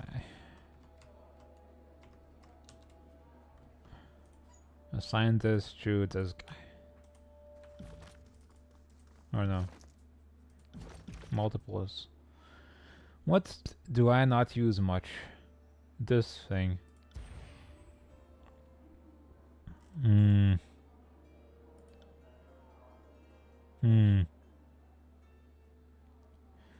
This is focus, surge of glory. I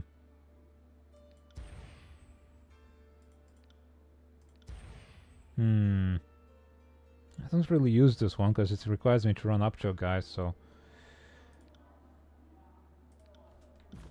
Hold on. Remove. Delete. Assign to this. I'm a zappy kind of guy, so gotta get the zappy spells. Ah, who's talking? Whoa, hello. Hey, it's Blood and Mark. Welcome back, kid. I'm using this as a binge to watch the edict drop. I guess I'm glad you lived. Blood and Mark, Ark in the shadows, routed from a faraway stare, turning to face you with a wry smile. Though he stands still, he seems to sit in and out of the shadows that shroud him. Here you threw your rings on Graven Ash's side. Not a bad bet you picked the Archon of War. But tell me the truth, did you go with Ash because it seemed like the right thing to do, or because supporting the voices was the worst option? I can glare at him. Archon of the elderly. Meh, old man.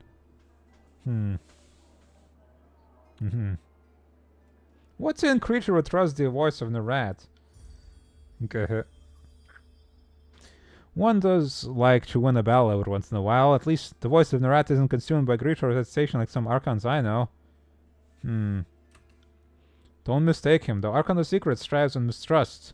When everyone believes you're lying, speaking the truth to find blade with which to cut your enemy. All that matters is that the Edict of Execution was stayed. Those stationed at Ventrian's Well should be thanking you for their lives. Elderly voice's skeleton was kinda. I am a skeleton with skin on and top.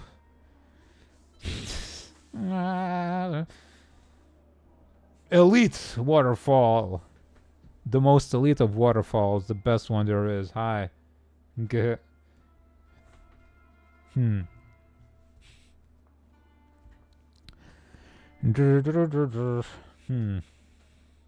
Now I assume you're off to go meet with Ash, but first you and I need to have a little chat. I'm listening. Everyone's keeping an eye on you because you did something nobody has done before. Got a guess as to what that might be? Proclaim 2 edicts? I did a lot of things. First, you take an evasive stance against your rhetorical questions. Why can't I be such a smug bastard? I'm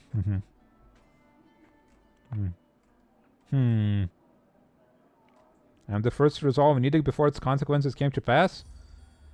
Close, not quite. It's rare, but it's not the first time that Kyros has issued an edict primarily as a threat, providing the target sufficient time and motivation to comply in order to avoid the edict's punishing effects. Proclaiming an edict isn't new. Neither is surviving and resolving the commandments of an edict, but you're the first to proclaim and resolve the very same edict, and it didn't kill you. In one fell swoop, you survived your second edict, resolved the very one you had proclaimed, and woke an arcane structure that had slept for several centuries. You have 69 marks of quality. Nice. The nicest marks of quality there is. And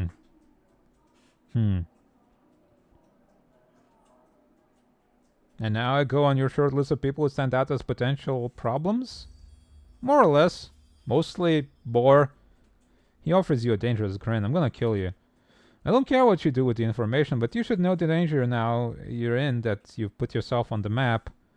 Sticking with the disfavor is a smart idea, kid. At least smarter than getting mixed up with the Ark and the Secrets.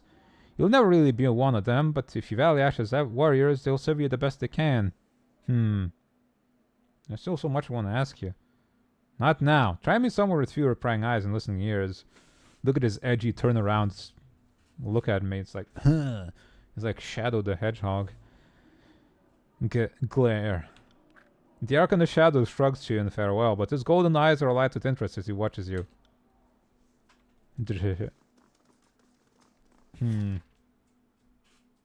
475 stream streak. That is insanity. You crazy, crazy person. Congratulations, you my god guy. dang did it. Oh my god. Look at that guy looking over there. Hey. Oh! Yeah. Oh. Look at all these dudes. More maps should have guys in the corners going. Rah. 2 days walk. God dang. Brrrr. A group of mercenaries, members of the Bronze Brotherhood, are blocking the road to Lethian's Crossing. God, die.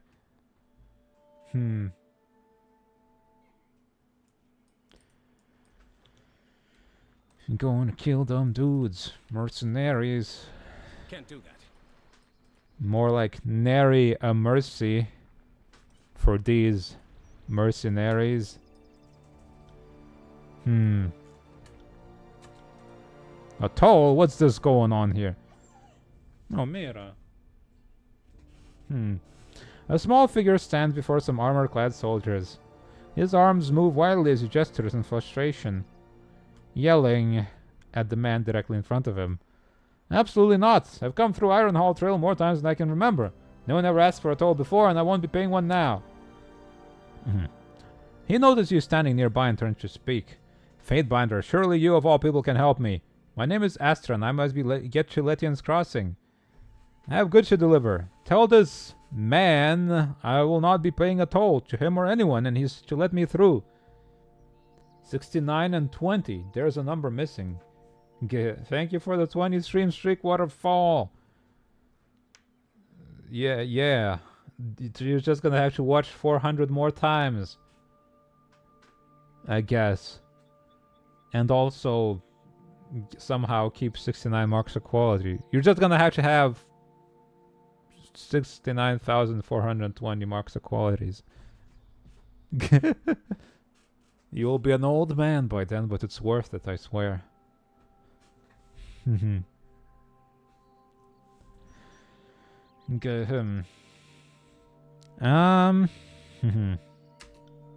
Greetings, Fatebinder. I'm sorry you have been drawn into this. What you've stumbled into here is merely a conflict of the changing times. Who the hell are you? Radical! Yeah! Eisenheim, hi. Greetings to you, hi. How you doing? What about me? I'm an old man. I'm surviving. My body is still wonky and weird. My head is janky and annoying, and my stomach could be better, but I'm okay. I'm gonna have to sign up for some more doctor's appointments at some point. I just don't feel like doing that right now. A neurologist for my head and a gastroenterologist for my stomach. I gotta make some appointments.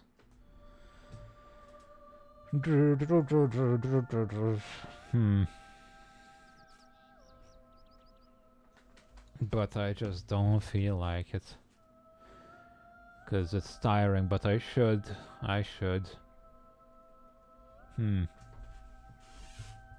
Yeah.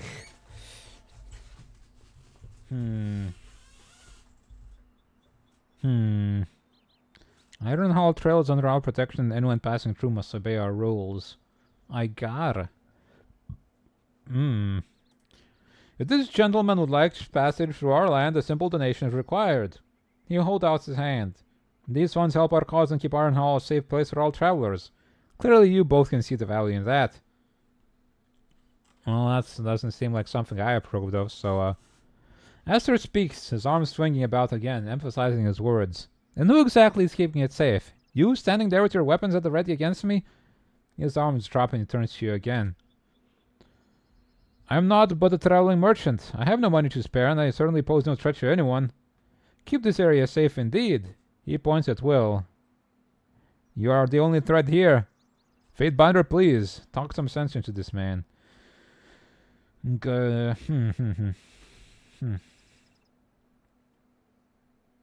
man will not be paying at all today. Call your gods off and allow us passage immediately. Thank you, Fatebinder. You have done a great deal of good today. Aster bows dramatically. He turns back to the soldier. And you, brute, move aside and let me pass. Will holds his position and gives you a meaningful look. Perhaps he wants you to consider your stance on the matter, Fatebinder. He plants his hammer to the ground and leans on it, staring Aster down. Nice hammer, can I take it? Passage is bought with rings or blood, but I'll happily take both. I stand by my decision. I thank you for your efforts, Fatebinder, but it's not worth bloodshed. I will leave in peace. Well, I killed him. I can kill them, don't worry about it. Will returns to his position and looks you over, his former genial mood gone. So, a Fatebinder in our little corner of the world. Would have ever thought this would happen? He spits between his feet and crushes it into the dirt with his boot. You are walking a dangerous line, Fatebinder. The Bronze Brotherhood never back down from threats. Who the hell are you? It's a mercenary company from the Free Cities dotting the Tyr's southern coast. Many of these were employed by Kyr's agents and slaughtered during the war. They survived thanks to their relative safe posting at Lethian's Crossing, where the Voice and Rat hired the company to help protect the town's forge operation. Among the most trained and dedicated warriors of the Tyr, the Bronze Brotherhood have a reputation of ruthlessness and tenacity. Aggression and decisive thinking are so highly prized by the Brotherhood that the violent, enigmatic Scourge is the group's mascot, a creature most decent folk consider the stuff of nightmares. The decent folk... The term brother is used for mercenaries of both genders, as the company's title harkens back to the archaic notion of living as men. In Tyr's custom, this amounts to releasing all claims to lands. To better assure an employer that the Brotherhood won't cover the realms they're paid to protect. Normally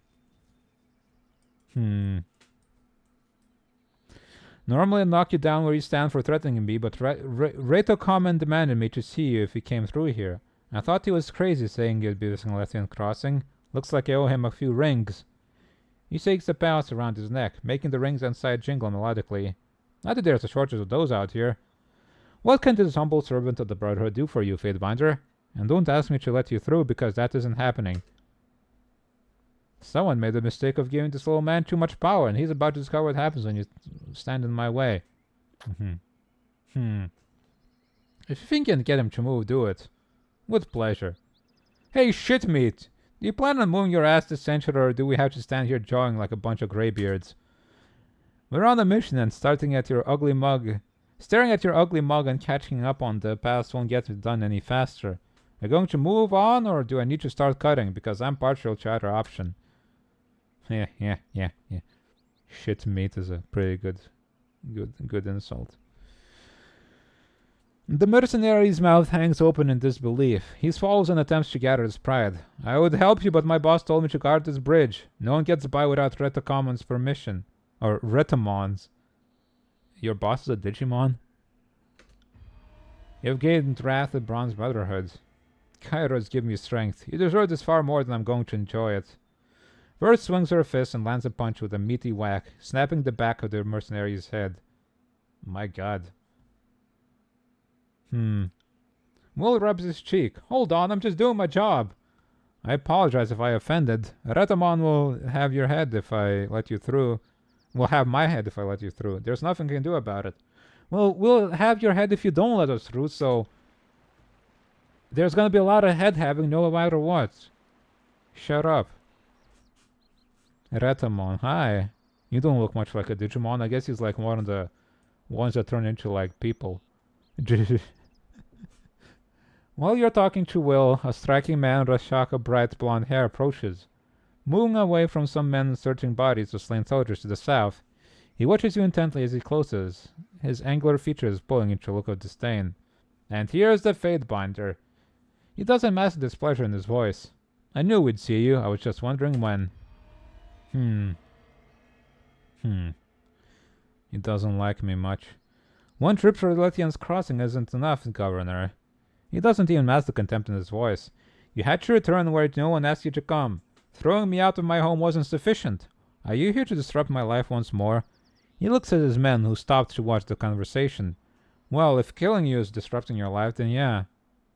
I'm gonna kick your ass. He looks at his men, who stopped to watch the conversation. You aren't done. He flicks his hand at them and they return to their searching. It doesn't really matter why you're here. I don't care. I have more important things to worry about. In case you've forgotten me already, my name is Retamon. I am First Brother, leader of the Bronze Brotherhood. But I'm sure you already know that. I couldn't help but see you over here, talking to Will and that traveling merchant. Only here for a moment I'm already sticking your nose where it doesn't belong, aren't you? I don't appreciate others invading my territory, Fatebinder. It's my territory. I told him he had to speak to you, Retamon. He wanted through, but I told him no. If you don't give me the signal, the Fatebinder isn't getting into Letton's Crossing. No one will invade your territory. Retamon stares at Will for a few moments, lips pursed, and continues as if Will never spoke. Watch yourself while you're a guest in my land. If you have come to stir up more trouble, we are well equipped and will not back down in the defense of what is rightfully ours. He sweeps his arm in front of him, gesturing to the surrounding countryside. Welby and I might not always agree, but that is one point we see eye to eye on. If you step out of line, we will both correct you. His eyes narrow and he leans towards you. You are not welcome here. Now tell me what you want or leave. Die. Watch your tone, punk. I care not about Kiros's forces. I've already reaped the rewards of my loyalty and will not make that mistake again. You have taken my home, but I will have it back. I won't cower when you raise your voice against me, lapdog. This is not your land, punk. Such arrogance is the precursor to a mighty fall, Fatebinder. I might not currently have control of Lethian's Crossing, but we both know possessions are fleeting. Lethian's Crossing is my home, and your imagined control over our lives doesn't change that fact. I need to get to Lethian Crossing. Meretamon looks at you with an incredulous expression. Absolutely not. You must be crazy if you think I'm letting a disfavored sympathizer through to consort with my enemies. Who knows what plans you would make to undermine my authority? He crosses his arms over his chest. You have some nerve, Fatebinder. First you had me thrown from my home, and now you want back in so you can come up with an even worse punishment. I tried to be reasonable, but you have to die now. I knew you couldn't be trusted, Cad. The forces of Kiros will always show their true face if pushed.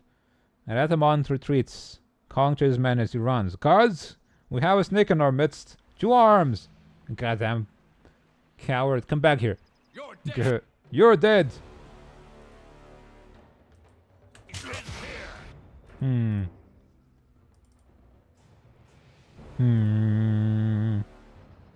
Let's see.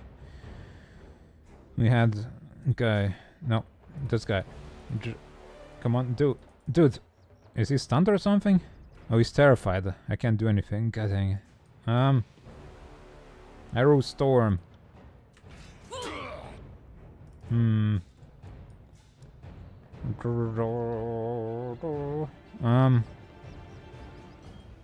Let's see what we can do. Gotta blast this guy. And you blast this guy. I'll take care of it. God dang, that was a lot of damage.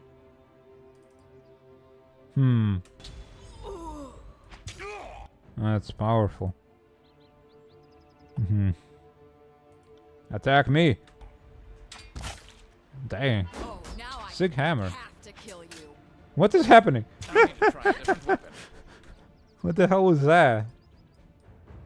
Did he try to pathfind his way to Barrack or something and he couldn't? It'll take more than that. Stunned. Electrify. And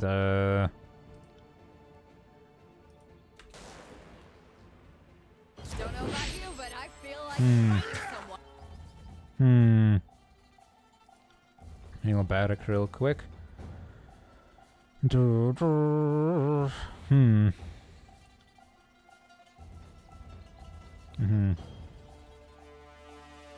Get this guy on the ground.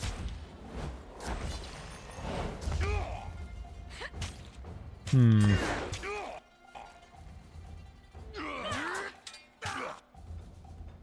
Come on, dude. Oh, you healed him already. Okay. Hmm. Hmm. Hmm. Let us take them together. Come on, do it. Wow. Armor is dented. Yo, Lend me sick your moves. Archon. Dude. Lend me Oh, he's... your strength. Ah. Dang. Will do. Ah. Hmm. Pay attention, kid. Pay attention, kids. Death from above on that guy. Flawless.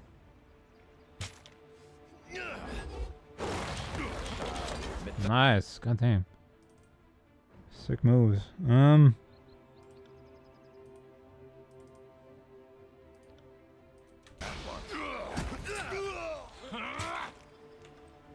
You got it. You got it. You should probably switch weapons to something that actually has like a shield. Oh, there you go. Bloodshed has happened. On it. Yo, we can't take their hammers? That's lame. Hmm. Oh, yo, level up. Nice.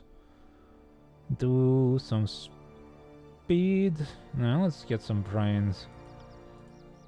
Bigger brains. Do save. Anything else I can do? I suppose so. Leadership. Additional spell slots. That's pretty good. Hmm.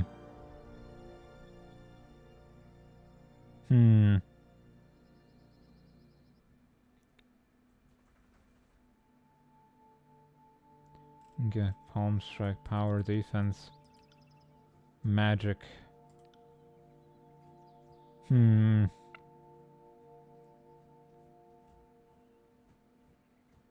Magic staff mastery, huh? We'll take that ad break. I can level up during the ad break, I suppose. Cone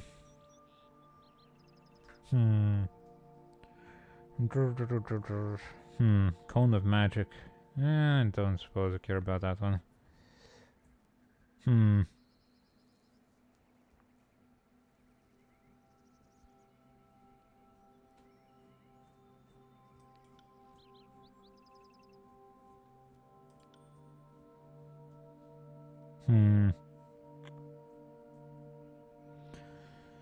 Okay.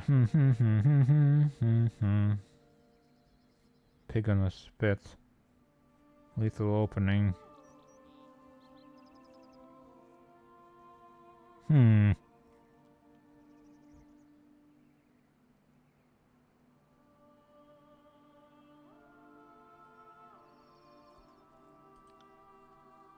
Not that. Do.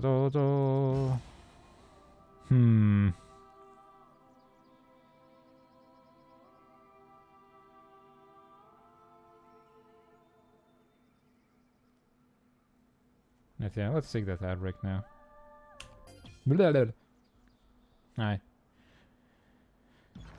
I have leveled up. Gotta kill some dudes. Your days end here.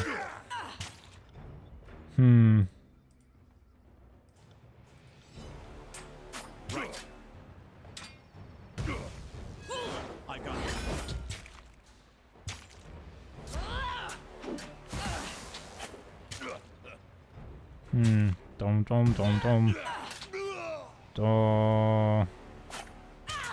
Dum. Dum. I'll take care of it.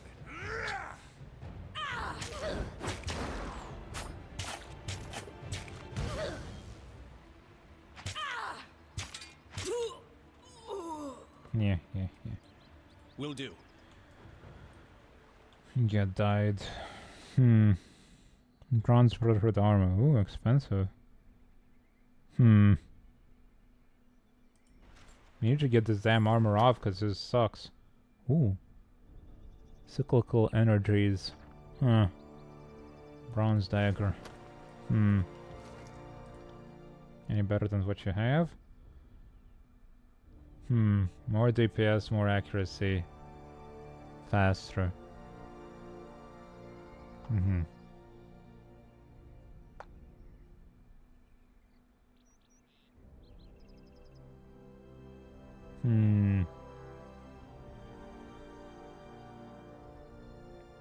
And this has minor parrying. Get this one. There you go. Double dagger all the way across the sky. And then heavy armor, which we cannot put on this guy.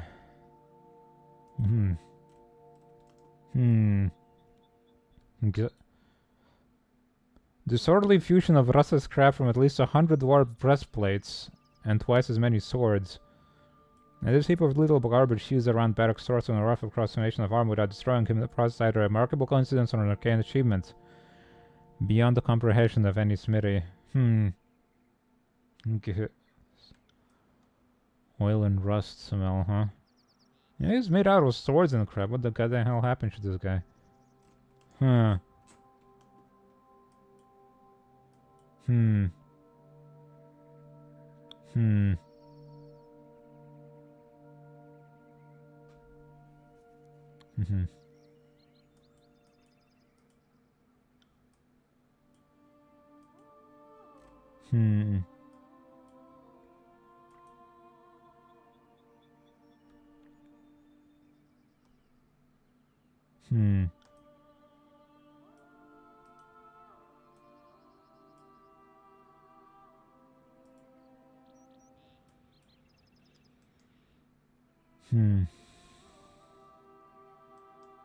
Okay, this item can be improved. Okay, we can upgrade his armor. We can't remove it apparently right now, but it says we can upgrade it at some point. Can we build that somewhere here? I guess not right now.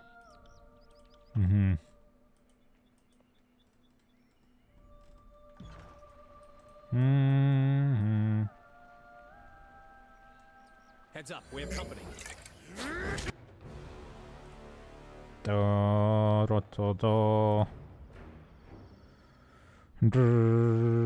that's his per rest. Oh, dang. Okay, that's... I'm gonna make sure to not use that too much if I can't... If I can avoid it. I thought it's like per encounter, but no.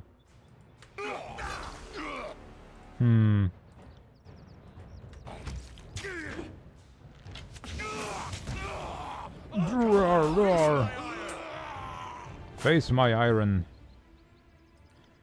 Look at it. It is ironic. Ah, god dang it, I couldn't heal him fast enough. Fall before me. Duh. Blug blug blug. Hi.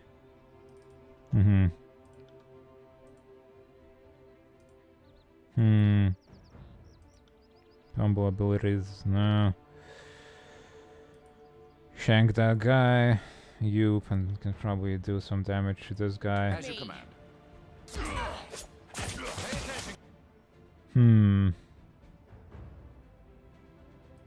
Any other magic? And get healing on her then before she gets killed. Learn something.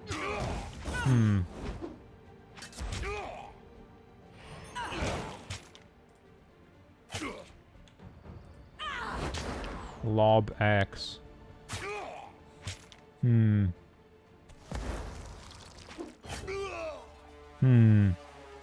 Just point me in the right direction.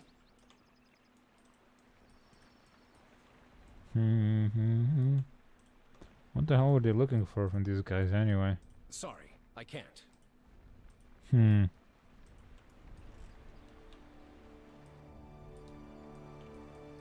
Can't seem to loot them anyway.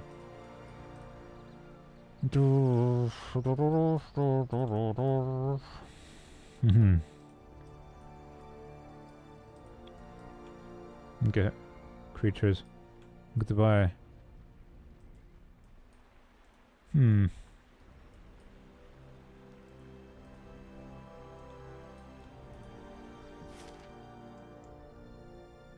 Where are we?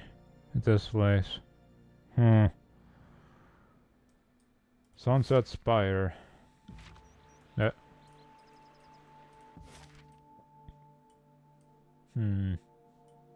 Let's go.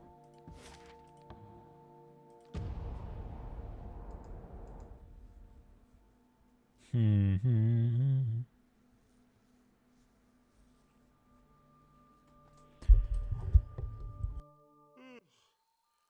I have a reprieve, Fatebinder? Perhaps.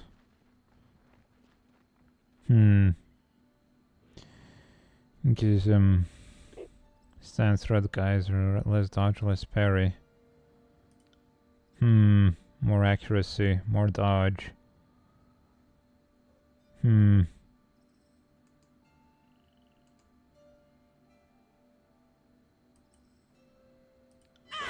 Ah! Sorry, I can't. Right. Nothing I can't handle. No. Sigil of rooting.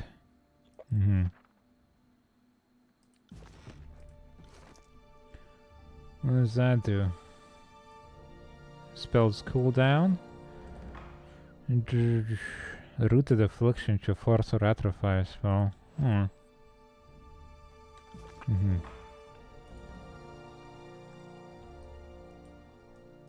Yes.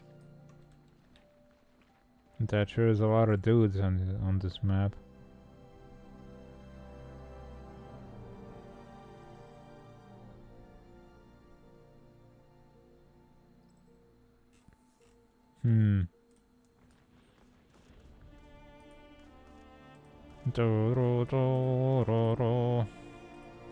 Oh my god.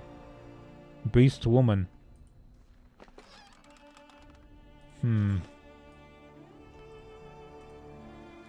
Speak to me, Beast woman. Hates stench of human den place. Burns snout is bitter like bile. Merchant praxis. Good day, my fine friend. Could I interest you in all matter of provisions? There is no telling what may befall you on your travels. Okay. Do you know anything about this seal? I found it in Vengeance Well. I don't recognize it to one of the other merchants here, might. Between us all, there has to be someone that see their travels. Okay. Buy my crap. I don't really want any of this.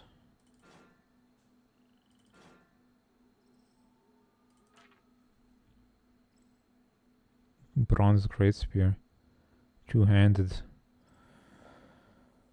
Fancy, very expensive.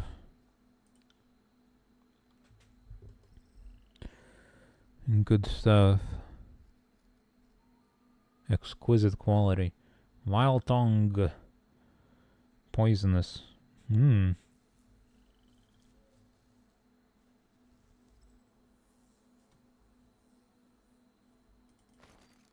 All this garbage.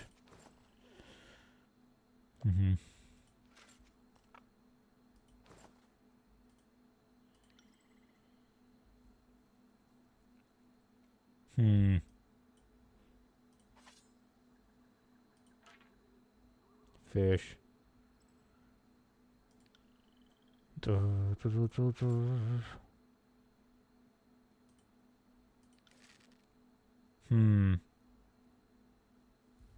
Guard or light bronze armor. Renting edge, what is this? An axe?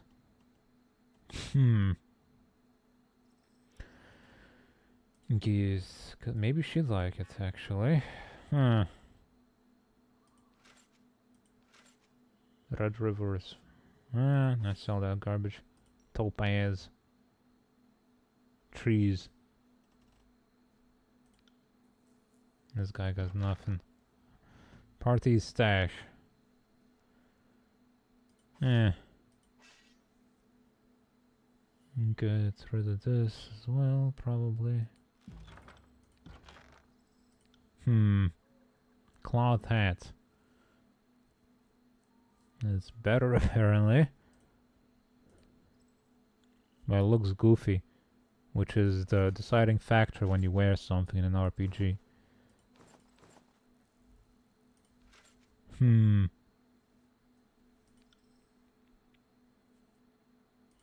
Frost staff, another frost staff.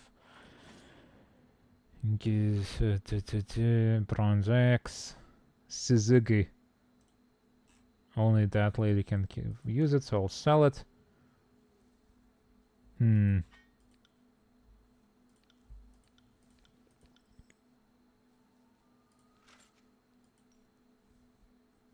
Chalcedony.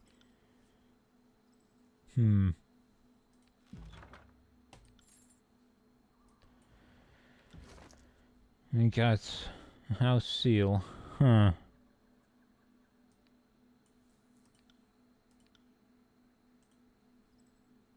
I can sell that one. Okay. Because I know it's... Alright.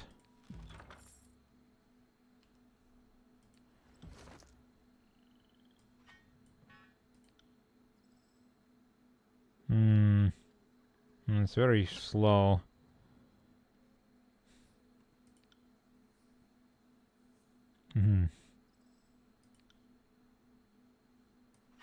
You guy though.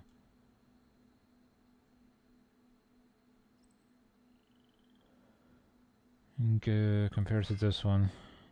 Gut Seeker, minor accuracy.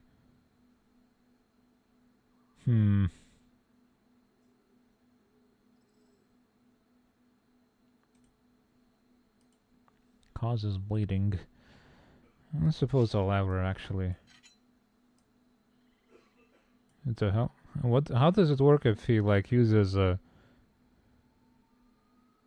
melee weapon, a thrown weapon, and a melee? Can he just? Huh? Weird. I'll keep that for now. Is there a button to sort this somewhere? What are these tutorials? Great deal of power.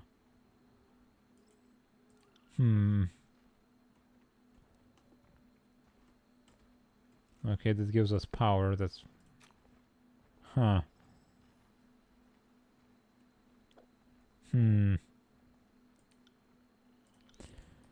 we got power.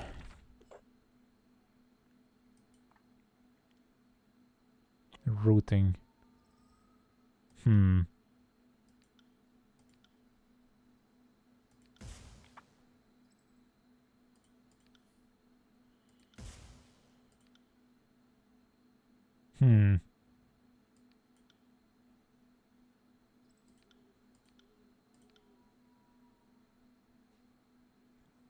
More damage. And I lose armor.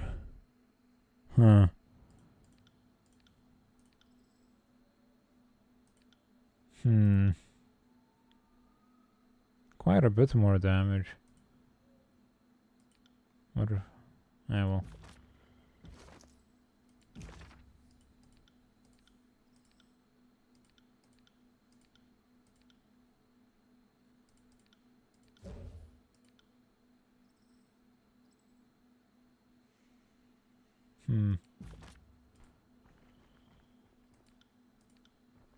Span of blood.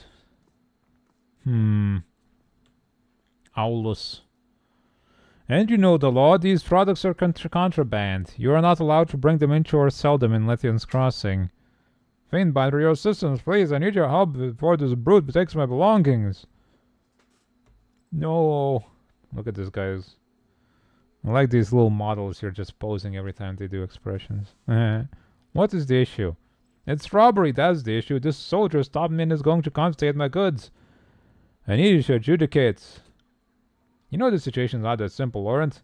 If you wish to petition for adjudication, I will present my case to the Fatebinder. If you bring me into this, you must abide by my decision. Do you both agree? Of course I do. I am in the right and I know you will see things my way. I will abide by your decision, Fatebinder. Why are you threatening to confiscate this man's goods? He's attempting to bring goods and obtained from illegal sources. We do not allow Korra's brought goods to be sold in Lethian's Crossing. This policy is well known. You should not be surprised that we are taking his goods. What's your grievance? We merely wish to sell these items here in town. The goods themselves are not against the law and there is nothing wrong with them, but Talos is trying to confiscate them.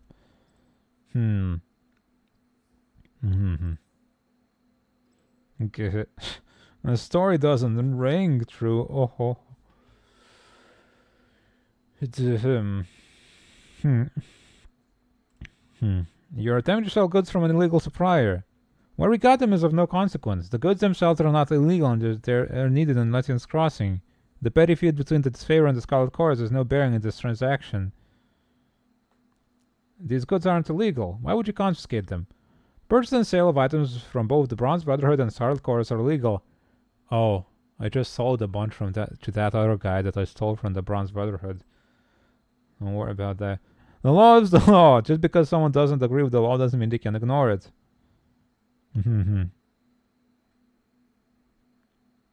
Okay. No, I mean, I'm gonna support the merchant guy here, because that's stupid. I'm ready to make my decision. Do either of you have anything else to say? These goods can benefit the people of Lethian's Crossing until it will be a waste to destroy them. We should be allowed to sell them here. These goods were obtained through illegal means. They should be confiscated. They are breaking the law. Everything else is irrelevant. Okay, so they will be distributed to the townsfolk for free. I mean, that sounds right if that's what he wants, right? The people, they will be helped. They will not be confiscated, but instead be distributed to the townsfolk for free. Good. How can this be? Nobody is happy. Well, we agreed to stand by the decision, Laurent, and so we shall. The Fatebinder has spoken. Move along. It's a shame that such blatant disregards for the law is allowed, but I swore to stand by your ruling. So be it, Fatebinder. Well, you see, it's not being sold if it's being given for free. It is. It makes sense, does it not? That's my word. Get it?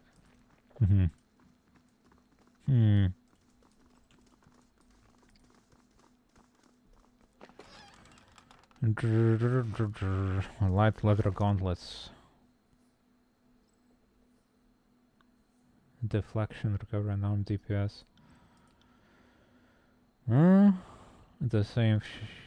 The same thing she's wearing. I don't suppose that really matters because nobody's punching here, but I got it.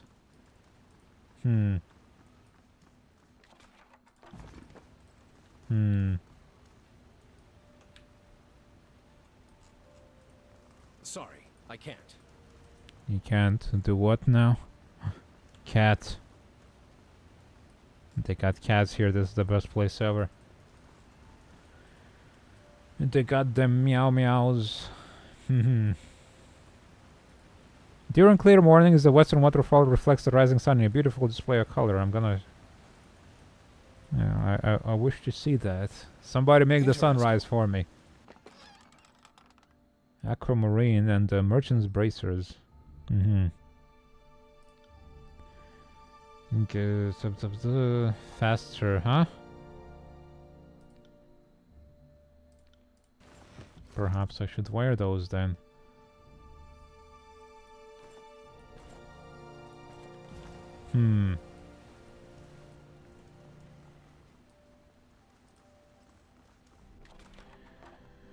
Okay, but about the water.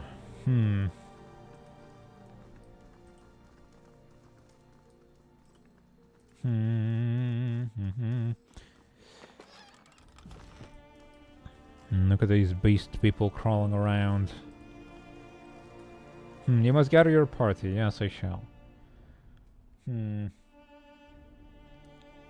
my stamina with my stamina being as low as it is, even though this game is like short, apparently, probably gonna take as long as it took me to beat Pathfinder to get through this damn game.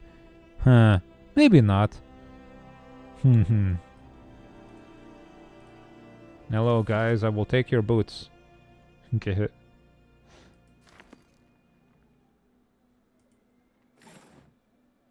Warren's short bow. Don't mind me.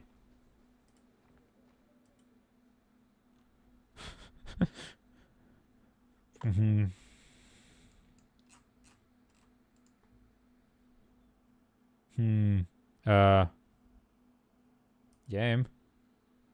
What is it that you're doing currently? Okay, thank you. That was a bit of a long load time, if I do say so.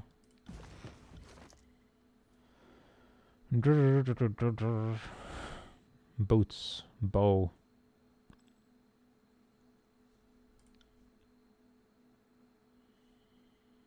Got this bow. More DPS, less range, less penetration. Easy. Yes. Bioris. Christina virus. Scroll. It's cost a goddamn lot of money. What is in that thing?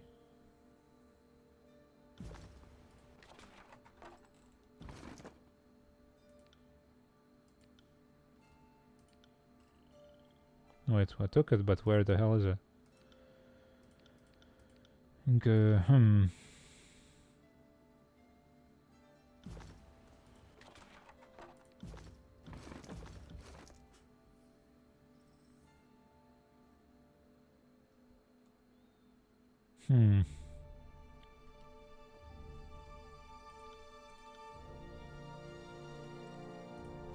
Don't know what they do yet. Huh. Maybe just money. You see that? I see that. I'm carrying too much. You're carrying too much, don't worry about it. Simply do not worry about it. Okay.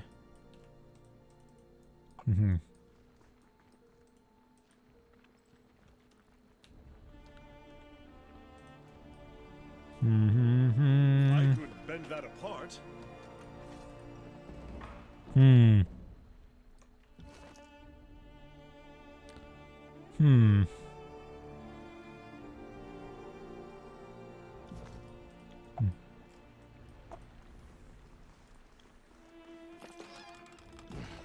carrying too much. Shut up, just give it to somebody else.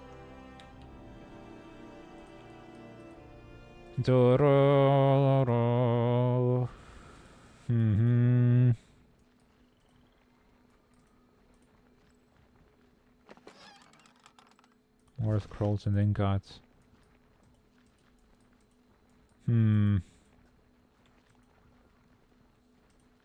Merchant Helena. Care to take a look at my wares? Can you tell me anything about this sale?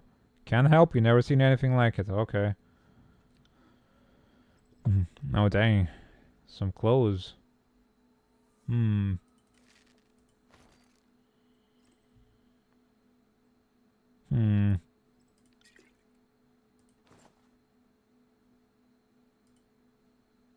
Bloodstones. I don't know what they're for.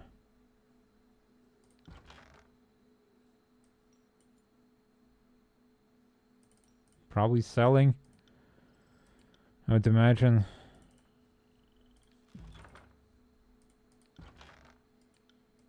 And this axe, I don't want to. Actually, no, maybe somebody will use it. Maybe we'll get a party member or something. Into his head, though. Lame.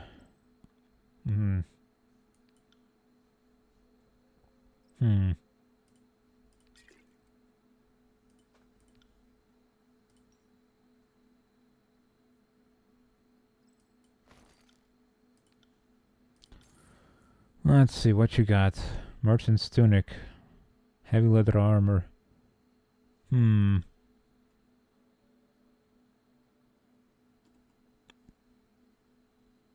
good stuff. Juggler's gloves. Nimble. Range accuracy. Huh.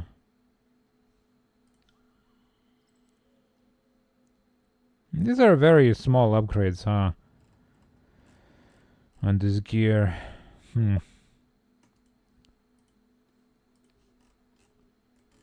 Hmm.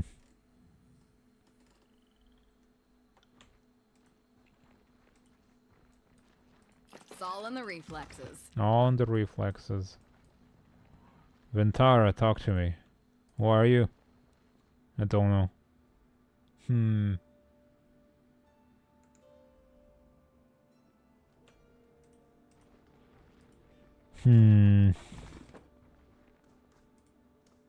I will check your bed just in case. Thank you.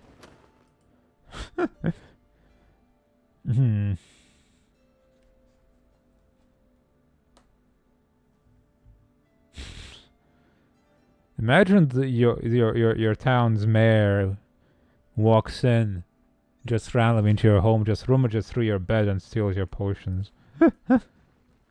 What you gonna do about it, huh? My word is law. Good day to you, Fatebinder. A soldier gives you a brief salute. She then stands at attention. My name is Ventara. Welcome to Lettian's Crossing. Commander, it's been a while since I took leave at the crossing. Glad to see you have everything in order. Barrick nods. Hate when that happens. Barrick, I haven't seen you since the March on Stalwart. It seems you've done well for yourself since then. She looks him up and down. What happened to you out there? I picked up some extra baggage along the way. Nothing I can't handle. Well, you look a mess. First chance you get, I want to see you in proper uniform, understood? Without waiting for a response, she returns your attention. Okay. You made some tough calls the last time you were here. None of us were happy when you put the forge-bound iron in the hands of Kota soldiers. She pauses, a slight smile creeping across her face, but the sight of you publicly flogging their commander after she tried to bribe you raised their morale for several span. More than a fair trade. What can I help you with? Can you give me information on what's happening? Our current orders are to garrison Lettian's Crossing. We are to secure the safety of the Forgebound, the sanctity of Kyros's laws, and the well-being of the settlers. And we're dealing with a gang of Free Cities mercenaries and you should club back to the setting sun. She coughs nervously. Well, that's not the official order, but you get the idea. There is a small matter of thief in town, but I will not bother you with such trifles right now. I'm sure my soldiers can handle it. I will go then. A thief, you say? And that can't be. We can't have thieves around here. Who could possibly just go into people's places and take their stuff? You know? That's rude. Siren, hello.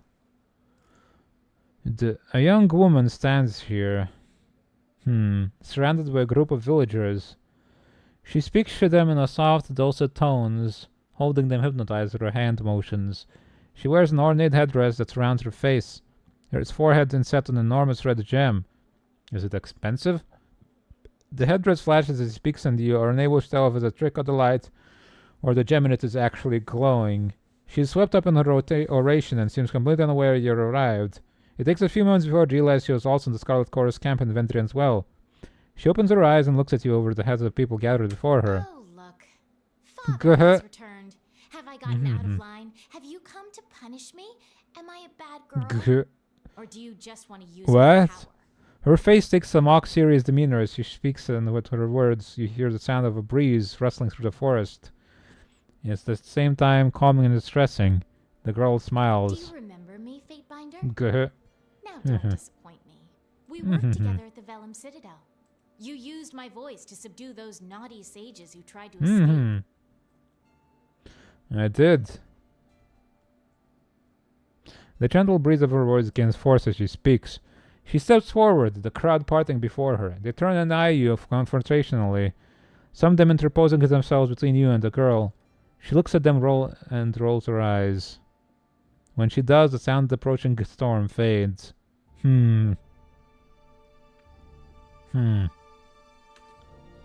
Does it look like he's here to hurt me? She turns her gaze to you and leans forward as if to share a secret. Not that I mind them trying to protect me, even if they don't really mean it. I suppose you're here to tell me I can't gather another flock. Go ahead. She makes a dismissive gesture toward the group. If some people want to worship me, is that really really such a bad thing? Is Cairo so insecure to worry about a little competition? Look at me. Do you think I seem dangerous? What harm can a 15-year-old girl cause? Be a child. Her smile falters and she looks down. Her hand moves to the headdress, her thumb tracing the edge of it along her jawline. She looks back up, the hard look back in her eyes. I'd say it's annoying, but don't you think it's kind of flattering to have everyone wanting me so desperately? Kairos, the voices of Narat, Tunon, you? Oh, I'm sorry, is it my turn to talk now? I thought this was listening to Siren blather time. Siren draws back, her eyes narrowing, a grimace pulling across her lips. She shakes her head, tears forming along her lids. Things never change, do they? The faces are different, but the words keep repeating. The girl has such power. Use her voice, it can bring down realms. Such might in one so young. No one gives a claw about me. I don't know why you would be any different. Everyone wants the same thing. My help, my power, my voice. Shut up. As she speaks, your vision clouds and you feel the air grow still. All nearby conversations stop and an electric silence surrounds you. With the last word, Siren stomps one of her feet on the ground. A silent pop explodes out from her, staggering her flowers and washing through you. You will do no I should leave. Such thing. She makes a commanding gesture that halts your step. Her mouth opens in a perfect O shape, and the sound that pours out is captivating, entrancing. It dampens the ambient bustle of the hall until it seems that nothing exists but her voice. From the corner of your eye, you see Verse cup her hands to her ears, turning her head away from Siren. Remove my helmet. What are you trying to do to me? Really? Nothing at all? What a disappointment. Not to mention a colossal waste of effort on my part. Probably spreading myself too thin, trying to keep them all under my thrall. She indicates the people surrounding her. I hoped you would assist me in a delicate matter, but it appears you're no use to me at all. Keeping up the act can be a bit tiring at times. I've been the songbird for so long, I've forgotten how to be anything else.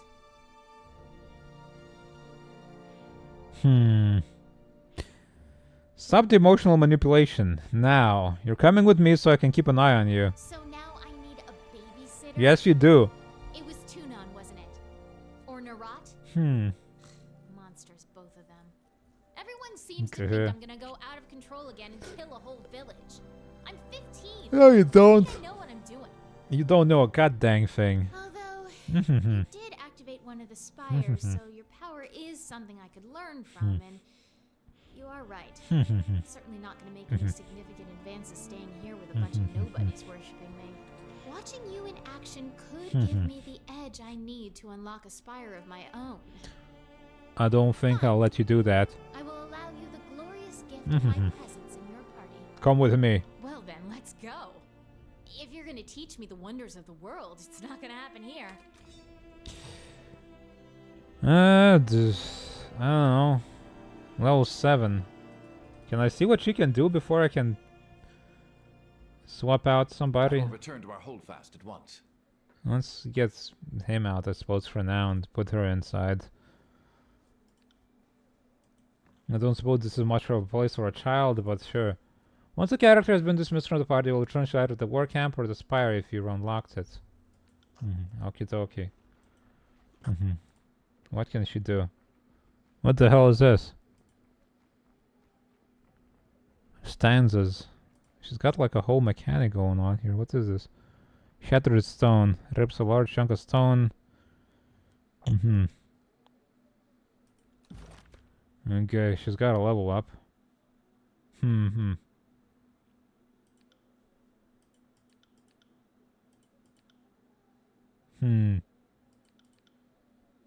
Actually, what does she use? Don't save.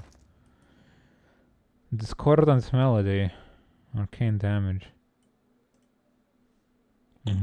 Performance skill. God. What do you mean this performance skill? There's no such. Oh, yeah. Good. Huh. I guess that's her unique skill then. Interesting. Huh. What stat does this use?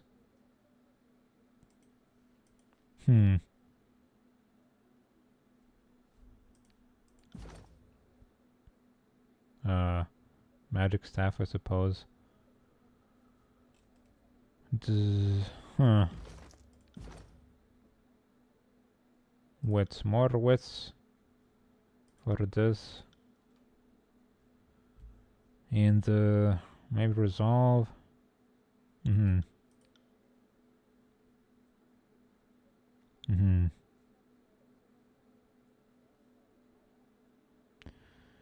And get quickness. There you go.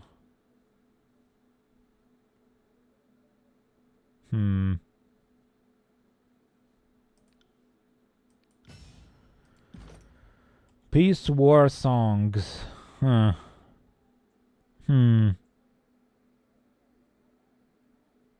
Bringer of the Bane of the Night. A song terrorizes enemies and notes conjure horrifying visions of the Bane.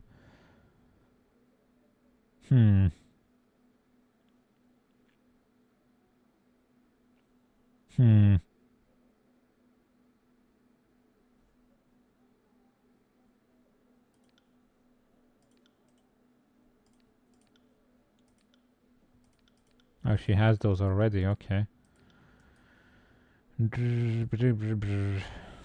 Crush damage. Let's see.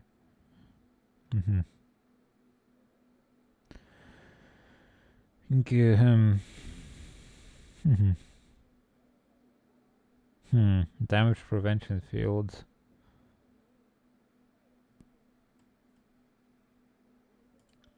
Get this.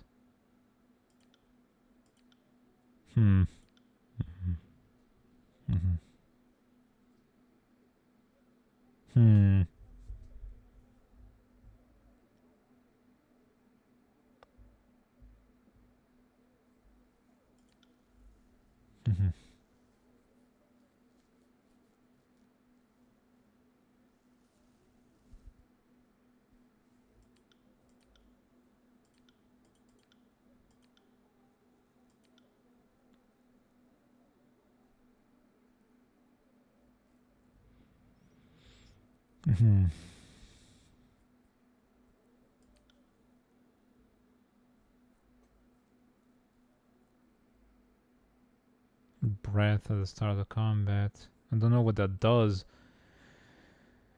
Get him.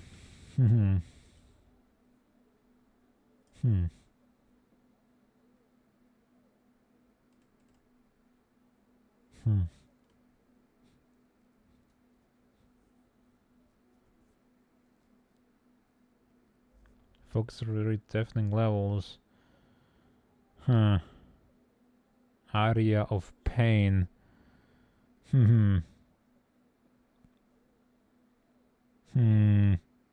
Armor sundered for a short while, huh?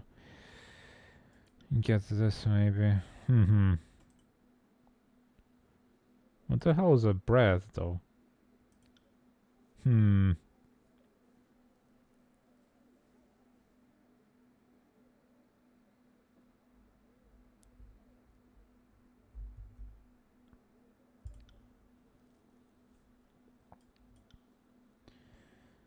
Guess we can do that. He's got like magic and stuff we can assign her, I suppose, but can she at least do we have a healer now? Don't suppose we do. We should assign her some healing spells maybe. If we can do that. Vigor.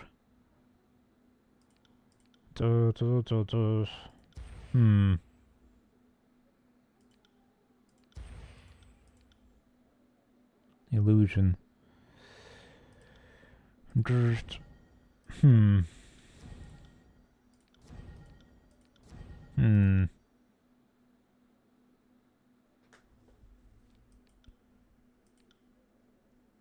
we know how to do that before?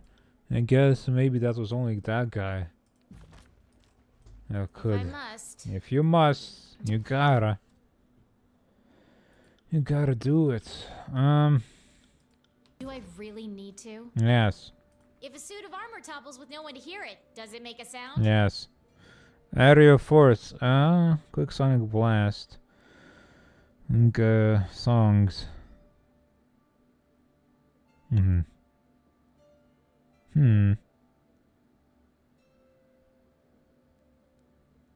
Bane of Night. Arcane damage, raw damage. Yeah, I guess that means I suppose can can't. do that. I can't heal, but I guess. But that just means we just gotta stack up on potions instead. Hmm. Hmm.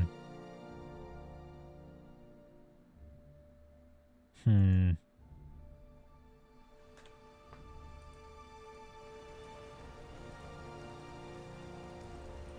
Just gotta deal with this goddamn child in our party now. Hmm.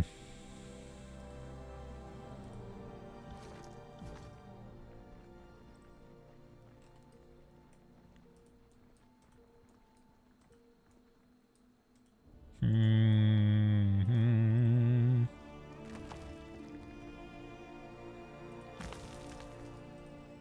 Vitus. Крысына. Fate Binder, a moment of your time. A travesty of the highest order has been leveled upon me, and I beseech you to rectify this atrocity. What the hell are you? Forge bound. The disfavored soldier's coughs. Travesty, beseech, atrocity? What's with the sudden rise in station, Krasina? Are we trying to impress the Fate Binder? Maybe. You're a glorified slave. He punctuates every sentence by counting them off on his fingers. You haul iron, you stoke the fires in the forge, you clean up after the real forge bound. No one cares about you, so don't bother the Fate Binder with your meaningless problems. Like you're any better. A mere soldier with no authority and no control. You do what you're told and that's all you can do. You're as much a slave as I am, but at least I am able to leave as I want, if I want. My slavery leaves enormous power, and my problems aren't meaningless. Anyone can ask the Fate Binder to adjudicate their problems. You're just afraid you're going to be found at fault. What's the issue here? He killed out of the way. She was the best hauler we had and was probably properly broken in. Finally. She did what she was told and was the strongest beast I've ever seen. And that animal was dangerous. If I hadn't done what I did, who knows what would have happened. A beast man, I suppose? Perhaps I didn't hear you correctly? Out of the way? My beast man. Do you know how long it takes to train a beast man? I know her name is a little unusual, but she was slower than the typical beast, and training took a little longer than it usually does. And she got in the way a lot. Say it enough and it kinda just becomes a name. Her name was out of the way because she yelled out of the way at her. Makes sense, I suppose. Hmm.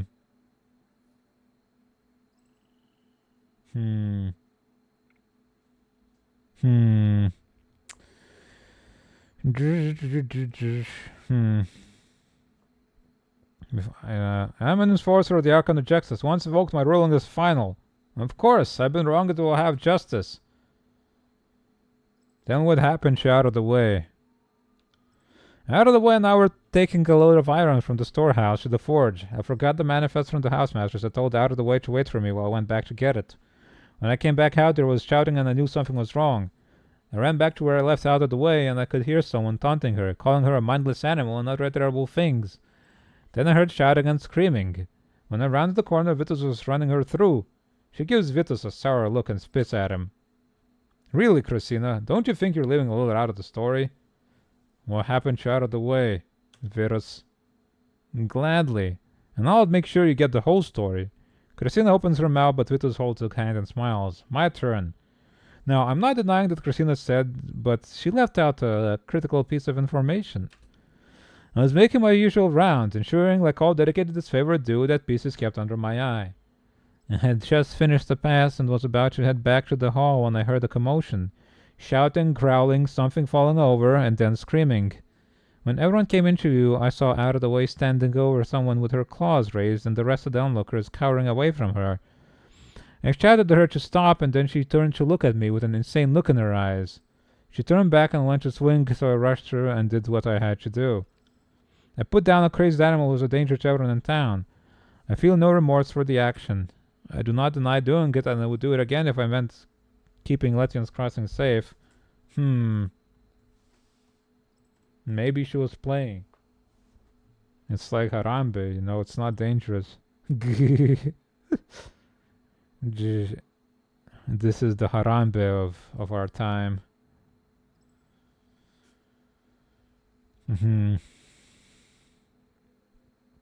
You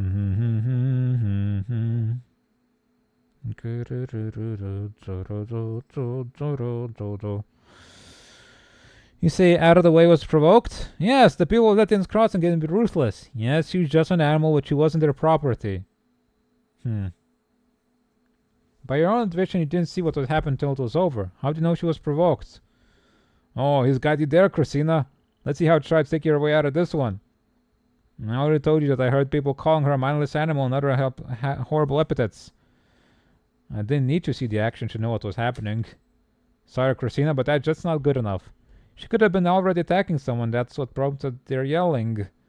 Plus, she's a filthy beast. Well, was. Sorry. He smiles. It's not like anything they said was untrue. The truth of their statements is irrelevant to what happened. You didn't see it either, genius. You don't know what happened any more than I do. She stops and turns red and Vitus laughs again. That doesn't change the fact that you killed my beast, man. And that's what we're discussing here. I never denied it.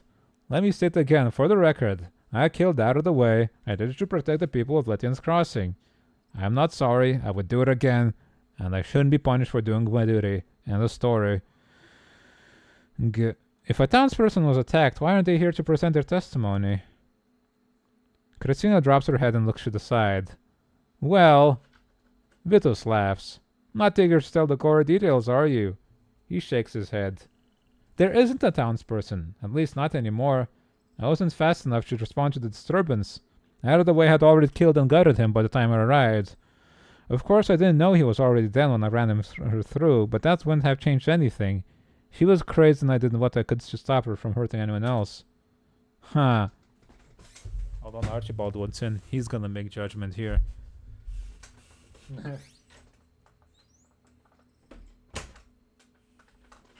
Archibald. Judge Archibald presiding. I could have stopped her. She always listened to me most of the time. So Christina pushes Vitus. You killed my best beast of burden. It's going to take forever to train another one. And you're going to pay for time and wages lost because of it.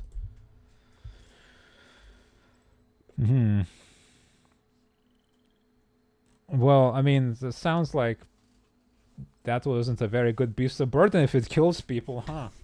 And that's... If I decide in your favor, what do you want? Nothing. Well, I want her to go away and leave me alone. I was just doing my job. This can't end fast enough. What are you looking for as recompense, Christina? Like I said before, I want his rings. He's going to pay for everything I'm missing out on because he can't control himself. I want payment for time and wages lost because my deliveries will take longer and all the work I will lose training a new beast man. I don't know, man. It's killed a guy. Doesn't sound very lawful to me. I heard enough and I'm ready to make my decision. Do either of you have any final words? Vitus opens his mouth but Christina steps in front of him. He destroyed my property and has cost me my income. He needs to pay for that. It was a danger to the town and took care of it. I don't understand why we even debating this. It was a stupid animal that was going to snap eventually. Now we don't have to worry anymore.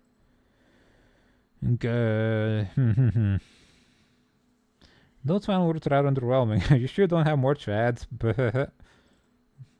I like how blatantly you can ask for bribes. You just go, This my purse isn't jingling.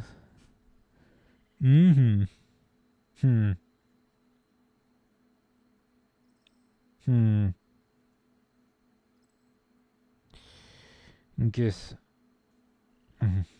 Vitus is in the right. Out of the way may have been provoked, but Vitus did what was needed to protect the town. So sanity is the order of the day. That's good to hear, Fatebinder. Now if we can be done here, I have work to do. So do I! And how am I going to get it done? She stomped her foot and crossed her arms. Whatever. I don't know why I bought it. Thought I would get a fair hearing. I'm out of here. I have a new beast man to buy. Yeah, piss off. You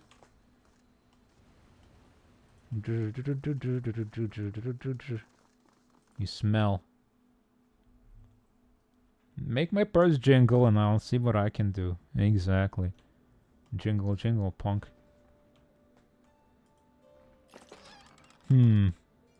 Iron dagger. I'm carrying too I'm much. carrying too much.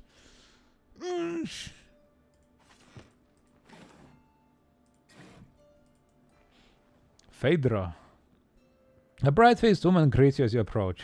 Welcome to Lethian's Crossing, wanderer. My name is Phaedra, and this is my beautiful wife, Dea. She indicates the stone-faced blonde woman standing next to her, who holds up her hand in a quick greeting. What brings you to town? The law. Is there anything I can help you with? How do you feel about the disfavored? I don't have an issue with them. Their curfew may be a bit strict, and it gets hard to keep track of every rule they invent and all the regulations they've enacted. Otherwise, they let us alone to live our lives. Anything is better than having the Brotherhood, Dea exclaims. Give me 100 rules for every Brotherhood member driven from this town. What can you tell me about Lethian's Crossing? I've lived here most of my life, but honestly I'm not sure there's much to say. She looks contemplative. We're a center for trade and a waypoint for travelers. The walls are a little scary, but you get used to them over time. She looks at Dea. What about you, dear? Dea shrugs. Her expression never changed. What is there to say?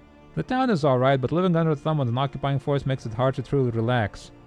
Phaedra puts her hand on Dea's shoulder and Dea sighs. Sorry I couldn't be of more help. You haven't always lived here? The mayor just busts in your house, takes your pants, and goes, Tell me about what you think about this town.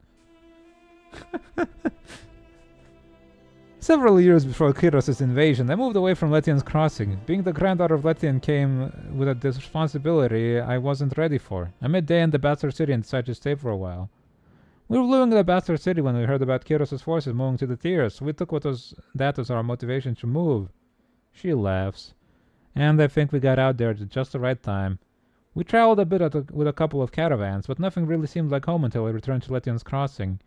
You never realize how much you can miss a place until you've been away for a while.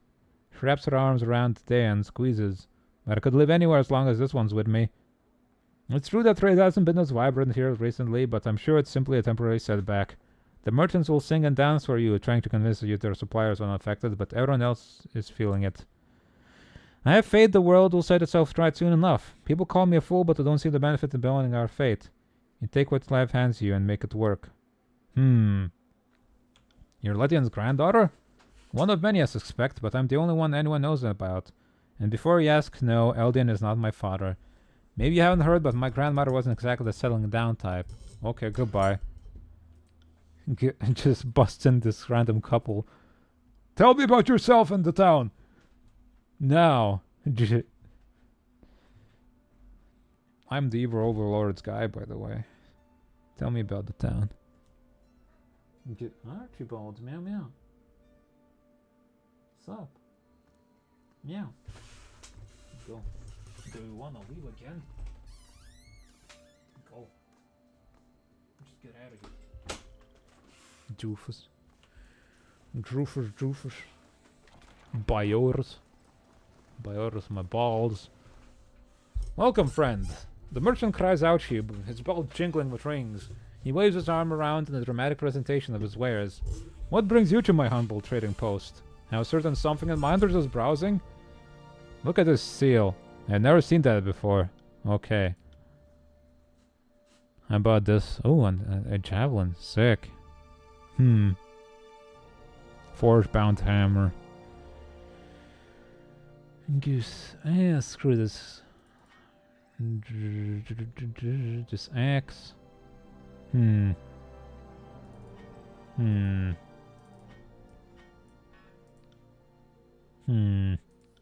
keep it for now. Water, don't want it.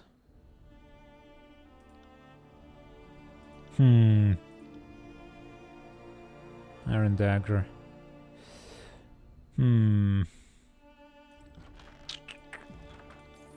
Hold on.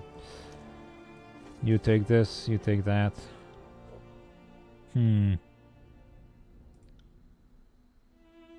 It's just worse. I don't suppose I want that. These items. Take these. Raid, Forge-bound hammer, iron javelin, exquisite. This guy's got phalanx. Yeah, let's take that outbreak, I think. I need to stretch anyway. Yeah. Pachow. Wow. Magic. Give him. Material force spell should damage shows in the line. I don't know what a materials force spell even is. I guess I don't know that one. Unless this one counts. I guess. Whoa. Fruiting. I'm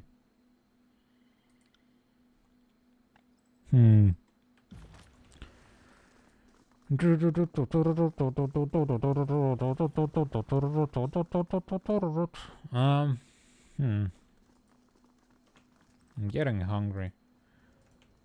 Can't do that. Can't do that. Why not? Why can't you do that, huh? Tell me, tell me.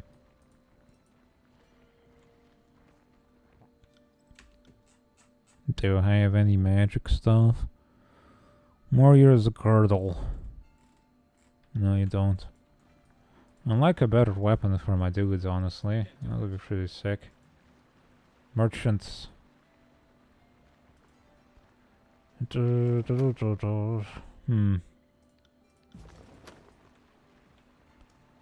Merchant Bosilla. Tell me if any. Can you then see the seal? Can't say I recognize, but don't really get into affairs at the Lessons Crossing unless I have to. Argent bronze, my though. How much you got? Schedule of frost and lightning. We know these ones already. Greater healing. 7, god dang. Bronze.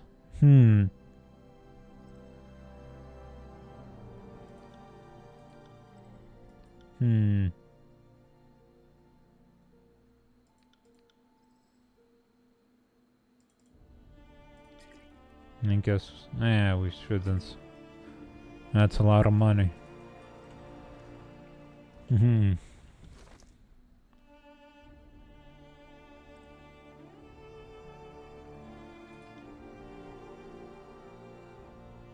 Got a bunch in the stash anyway.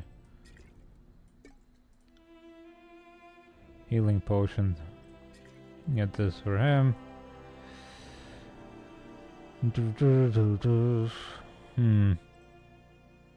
Maybe we should get some revival potions though. There you go. These might help though. I can't. Yeah, you can. Don't you go making excuses.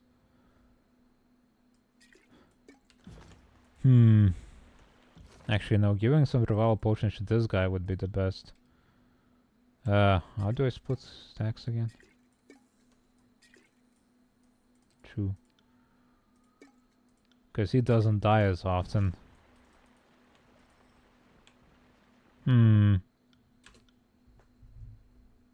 Poisonous weapon. Whoa, what the hell is happening? Whoa, what? Why is it scrolling down? Weird. Tier forged bronze spear. Great spear. More DPS and accuracy, huh? Got this. That could get replaced, honestly. With a poison weapon. Get this spear, maybe?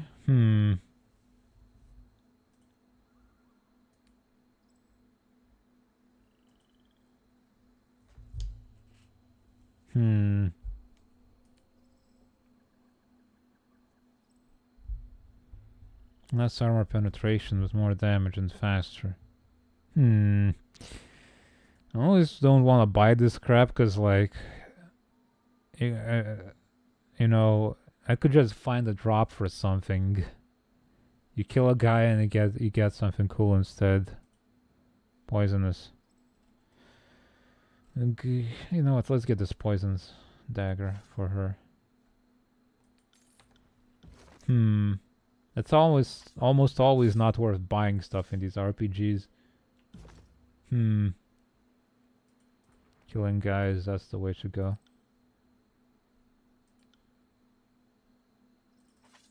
They encourage bad habits. Hmm.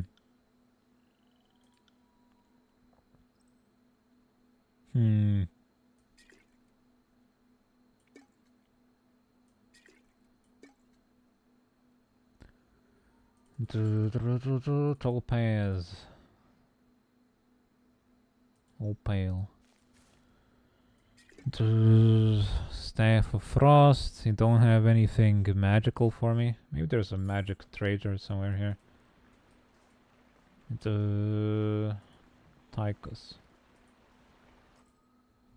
Do you know what this is? No. Javelins. Javelins. Throwing daggers. Relentless. What is that? It's a bow. Multiple projectiles. Huh. I can't afford it though.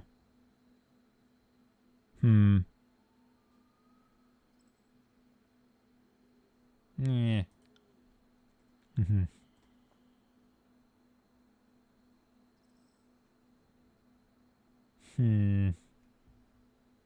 Old-bound dagger.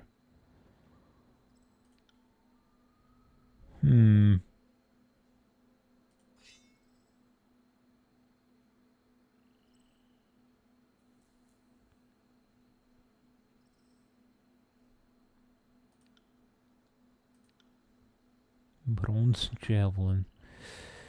Less range, but it's got a much more DPS, more penetration. I will just find something. Greetings and salutations. The jolly merchant greets you with a smile and a clap on the shoulder. And welcome to Lethian's Crossing, home of the best merchant in the entirety of the tiers. He pauses and winks. That would be me. Archon Bronze at your service. He bows. What can I do for you? Show me your stuff. Mercy. It flashes a green when it kills somebody. A big ass club. Staff of Enigma. Enigma balls. Random damage. Huh. Bronze spear. Heavy bronze armor.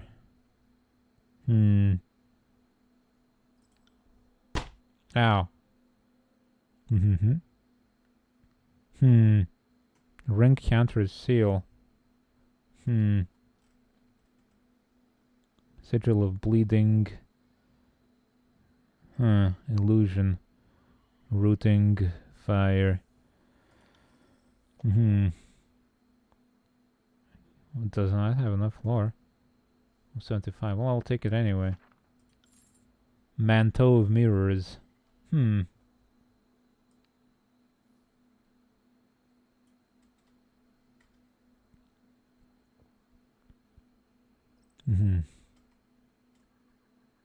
Grounding garbs. Shock armor and deflection.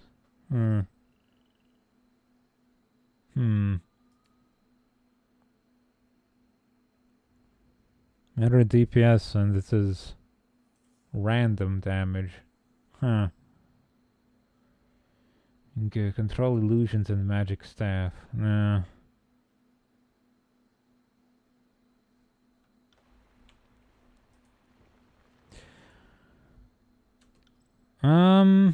What can you tell me about the urgent merchant companies? Oh, there are several over the years, and they've tried or struggle in this new age of law. He counts off his fingers. There were the Jane Marmots, the lace fringe, the linked rings, and of course the hand-over quill. He grimaces at the last one. But don't let me forget that the Visitors of Prosperity, the Yellow Moguls, the Tenfold Piler. He trails on for some time. Tell me about the hand-over quill. There were once a powerful trade organization that, well, he cups his mouth and glances around. Let's just say that you didn't want to get between them and contract. What with Tunon's new laws in the Bastard City, the Quill slunk into the shadows of Kirith's authority, trying to keep a lower profile. If you're involved in any of their dealings, stay far away. A shipment of iron and weapons went missing. It was found with this seal in a house in Nekokal Crossing. He strokes the shadow of beard growth under his chin. Suspicious, I agree, but well, war always has its little problems. He waves a dismissal. It doesn't add up. Now, if we can return to the subject of my wares. He smiles and readies to show you some fancy bauble. Look at this bauble. Wow. Cool bauble. The weapons were mentored disfavored, and the Vendrian guard suddenly had iron weapons. The Vendrian guard? Archon drums his fingers on his mouth and considers. Well, this changes things, I suppose. Changes things. What does hand over quill have to do with the Vendrian guard? First things first. I can just grab him, apparently. This will come at a price. If something unfortunate took place and my connection were traced back to me, the consequences would be costly. You know, I'm shocked to find an honest merchant like yourself engaging in illicit trade. His complexion loses some color. Illicit? Whatever do you mean? That bottle, essence of maizenberries, a deadly poison. What bottle? Archon turns, pulling on the end of his beard. He tries to follow the direction of the gesture. There is no... Then his confusion clears, replaced by stark understanding. Of course there's a bottle, and after you tell the authorities that I must have stashed or destroyed it, then's your word against mine. Am I correct? Most perceptive of you. Occupational hazard. The merchant lets out a heavy sigh. I should be used to this by now. If you breathe a word that is genuine, I will denounce you for the liar that you are, but... He looks around to make sure there are no settlers close enough to overhear what is being said. I received instructions from Fifth Eye to use hand over quill to deliver iron weapons to Vendrian's well citadel. I don't question my orders, I just follow through. I don't know anything else, and that's the truth. Well, there you go. Those bastards. I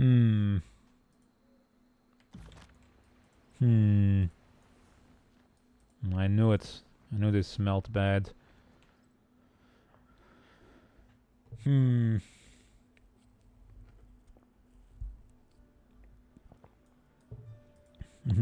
this is a bath? What is this place?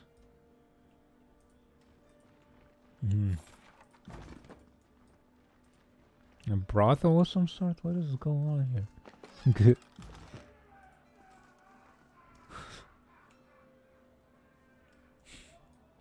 Somebody's having fun. What a pleasure it is to see in my establishment, Fatebinder. It is an honor to entertain someone of your standing at Lethian's mistress. If you have need of entertainment or company for a short time, then we look forward to fulfilling those needs. How may I and my entertainments be of service to you? Tell me about your establishment. Lethian's mistress started as a safe place for people to come to drink in secret, but eventually it evolved into a gathering place for drinking and, Her eyes twinkle as she considers her words. It evolved into a gathering place where drinking and fornication were both common activities. Everyone needs a way to relax, and I provide them one of them. I provide one for them, even. Okay. What brought you here, then? I was one of Lethian's mistresses, of course, and where Lethian went, so did I. She was very adventurous and not really the type to settle down. I may not have gotten all of her attention, but it ended up with a nice business, and I've been very comfortable. And if I had to share her with various men and women around town, I was willing to be generous with her time.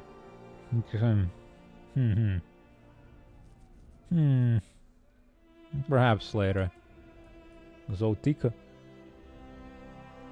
The young woman smiled, her eyes widening with innocence. Welcome to Lethian's mistress, Fatebinder. She says, blushing lightly. My name is Zotika. She giggles. Are you here to teach me the ways of the world? I will return. Goodbye. I do not care for your ways, harlot. Let us leave.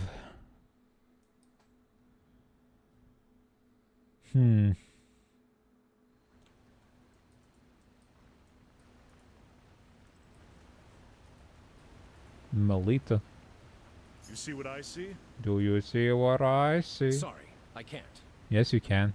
You just gotta do it. Good. On it. On it. Oh. Frozen shackle.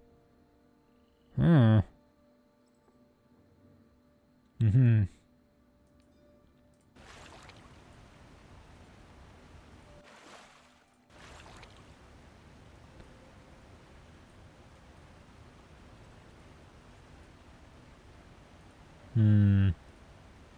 If I must. Yes, you must.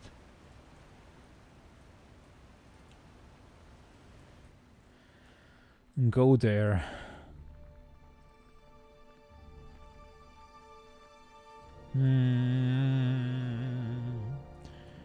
Do do do.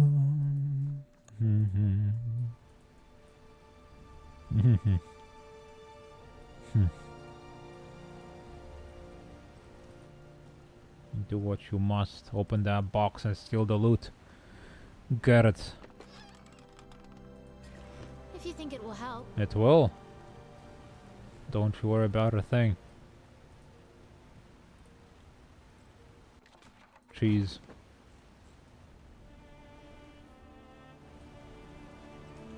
Will do.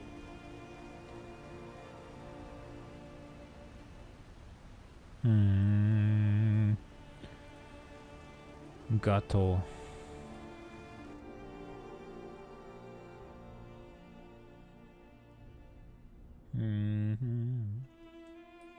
Kalia and Callion. Good day. What is that? Bronze guitar. Not interested what they're selling.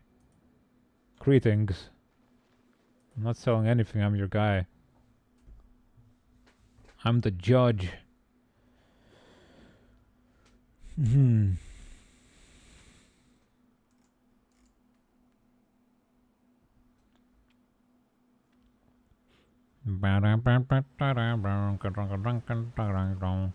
Hey Melita. What's your name? Good day to you. Good day, it's night time. You shall be killed for this wrongness of justice. I will kill.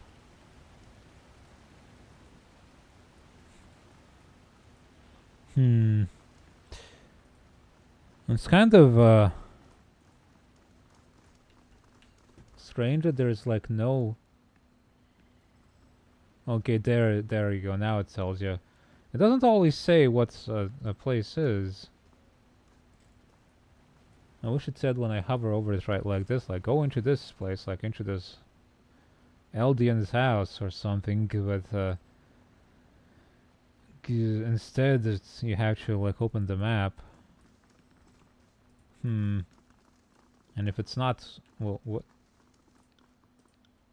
If it's not on the map, not some sort of meaningful place, then it doesn't tell you at all what it is.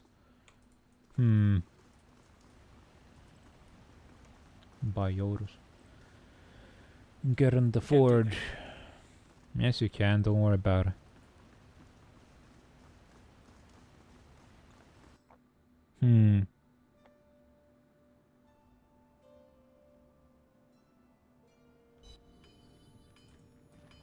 Atlantis. Can't do that. Yes, you can. Forge bound hammer. I could bend that apart. I could bend that apart.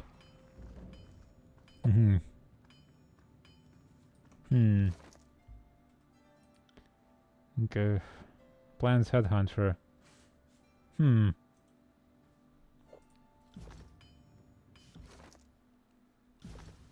Sorry, I can't.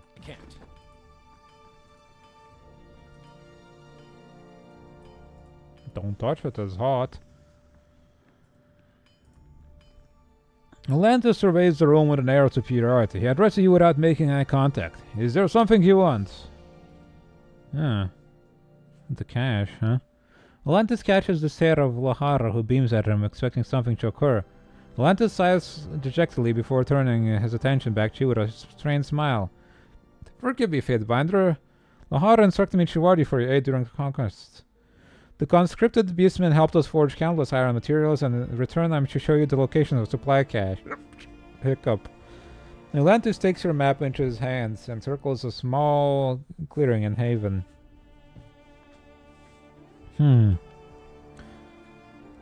Is there a problem? His eyes carefully watch Lahari's answer to you. Yes, but these are forge-bound batteries. Nothing that concerns the High Court of Tunon, I assure you. What do you do here? I keep things running smoothly. Upkeep, mostly. He smiles coyly. I'm also second in command to Lahara, so in case anything ever happens to her, I'm here to take charge. Okay. Lahara, what's going on? A muscular woman stands upright from her forge and turns to look at you. Light of the fire playing across her face, making her eyes dance dangerously. A toothy smile breaks across her mouth, the only bright spot on her soot-stained face. Do you kill with your left hand or your right? Magic. Whichever magic comes out of. She rubs blackened palms together, eyeing you expectantly. Normally I can tell at a glance, but you're a little harder to read. Guess. Am I right? Noted. She clears her throat and wipes her blackened hands to the canvas on the canvas of her smock. I'm Lohara, Master of Tempering, and Forge Master of Lethian's Crossing. My tasks exceed the hours left in the day, but there is no harm in pursuing my work if it means speaking with the Fatebinder. I must say, denying both the favorite and the Scarlet Chorus of extra weapons was pretty brave of you. I expected the chorus to offer a bribe, but its favored? If they would stoop to these tactics, who knows what else they're capable of. How may be of assistance? I'd like to talk to you about Barrick. What about him? Why did you bring us here, Fatebinder? Don't worry about it. Official business. I Mm-hmm. I never know if you mean what you say. His helmet crowns against his cuirass as he glances away. Fatebinder, what brings you to the forge? Lohara sets down her hammer, then wipes her hands on her aprons. An action that serves only to further muddle the sweat and tooth on both. I hoped you would examine Barrick. Did the adjudicator not issue an injunction against precisely that action? Indeed, he sent the decision by bird to each of the guild workshops. God dang, he's fast.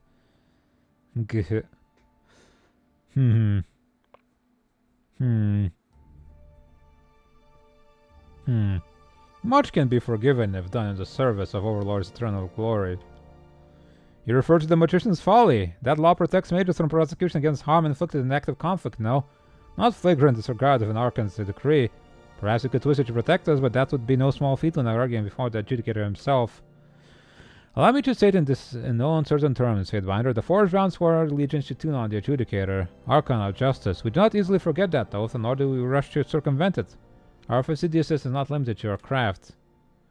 Loyalty to an oath looks like this, Fatebinder, in case you had forgotten. Shut up. You smell bad. You need to take a bath. I don't suppose that you know any skilled smith who lacked your ironclad sense of loyalty. Behind the obscurity of his helm, you can hear Barrick grinding his teeth. You ask me to be accomplished your crime? There may be an individual who can help you. Rumor has it there's a mage smith of some manor in the Stone Sea. By all rights, he should have been killed, so I assume that she's worked out a deal with that glowing-ridden bastard in a rat. I cannot provide you with a name, but you might ask around Halfgate if you have the misfortune of being in the area. Appreciate it. Goodbye. You have returns. Why'd you want to know what I kill with? The gauntlet is the hardest piece of the panoply, and the most rewarding to work. So many scales of so many different sizes. Then there's the rivets. She slides her thumb and fingers together, shedding flecks of soot and iron dust. I imagine you see a lot of battle in your line of work. One gauntlet is invariably going to wear out before the other. My mind's always thinking of what will need repairs first. It's as simple as that. But I shoot magic. I don't want your gauntlets. Can you make something for me? Can. She lifts an eyebrow. Most certainly. Will? Well, Kairos invented kills for a reason. She lets slip a sigh. I have every Iron Walker and every Scarlet Chorus ringleader sending me bribes and flattery in hopes that I'll work off schedule and make them some special this or one of a kind that. Her mouth moves as if to speak, but she falls silent, folding her arms. I did not realize the quest was so thoughtless. My apologies. I get unreasonable demands every day, but it's not the volume, it's the purpose. She lowers her voice to a near whisper and then steps closer to you. I do resent that Kyra's demands reduce our work to mere quotas. I should be allowed to customize my works for every soldier. Only apprentices have anything to learn from making the same size helmet again and again. Forget I asked. That I will. He looked tired. Ecstatic. Her voice is matter-of-fact, and the smile creeps in. The ritual of the forge links hard to hammer. My blood beats only when I strike my ingot. My forge runs too hot if my breath becomes too hurried. The bond is both fatiguing and exhilarating. Couldn't that kill you? I should hope so. She laughs, her face blushing the color of molten metal. Better than being defiled and killed by brigands, poisoned by grain rot, or slain by childbirth. Would not a soldier wish to die in battle? Oh, is that how you excel in your craft? Well, not in practice. She scowls. But yes, the rituals link the sentences to the materials, and the body to the tools. My hand becomes a joint, the hammer the true end of my arm. I feel the heat of the forge as if it were the weather of the room. Under such circumstances, true focus can emerge.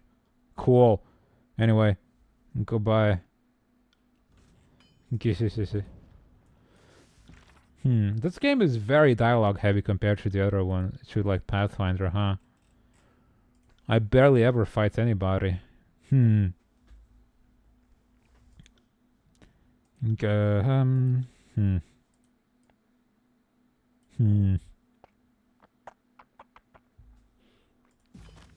So we could like peel Barak out of his armor, but Tunon's probably gonna be pissed if he sees him like that, so maybe we can just put him back on sometimes, you know?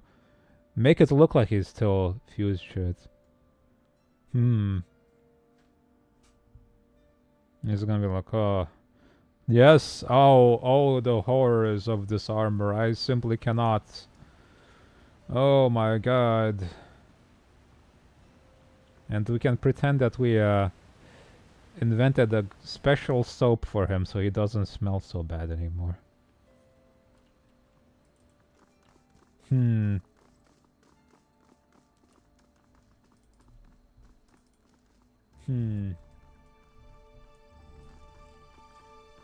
Every smell that will come out of a person, he has it. And then some. And it's kinda nasty.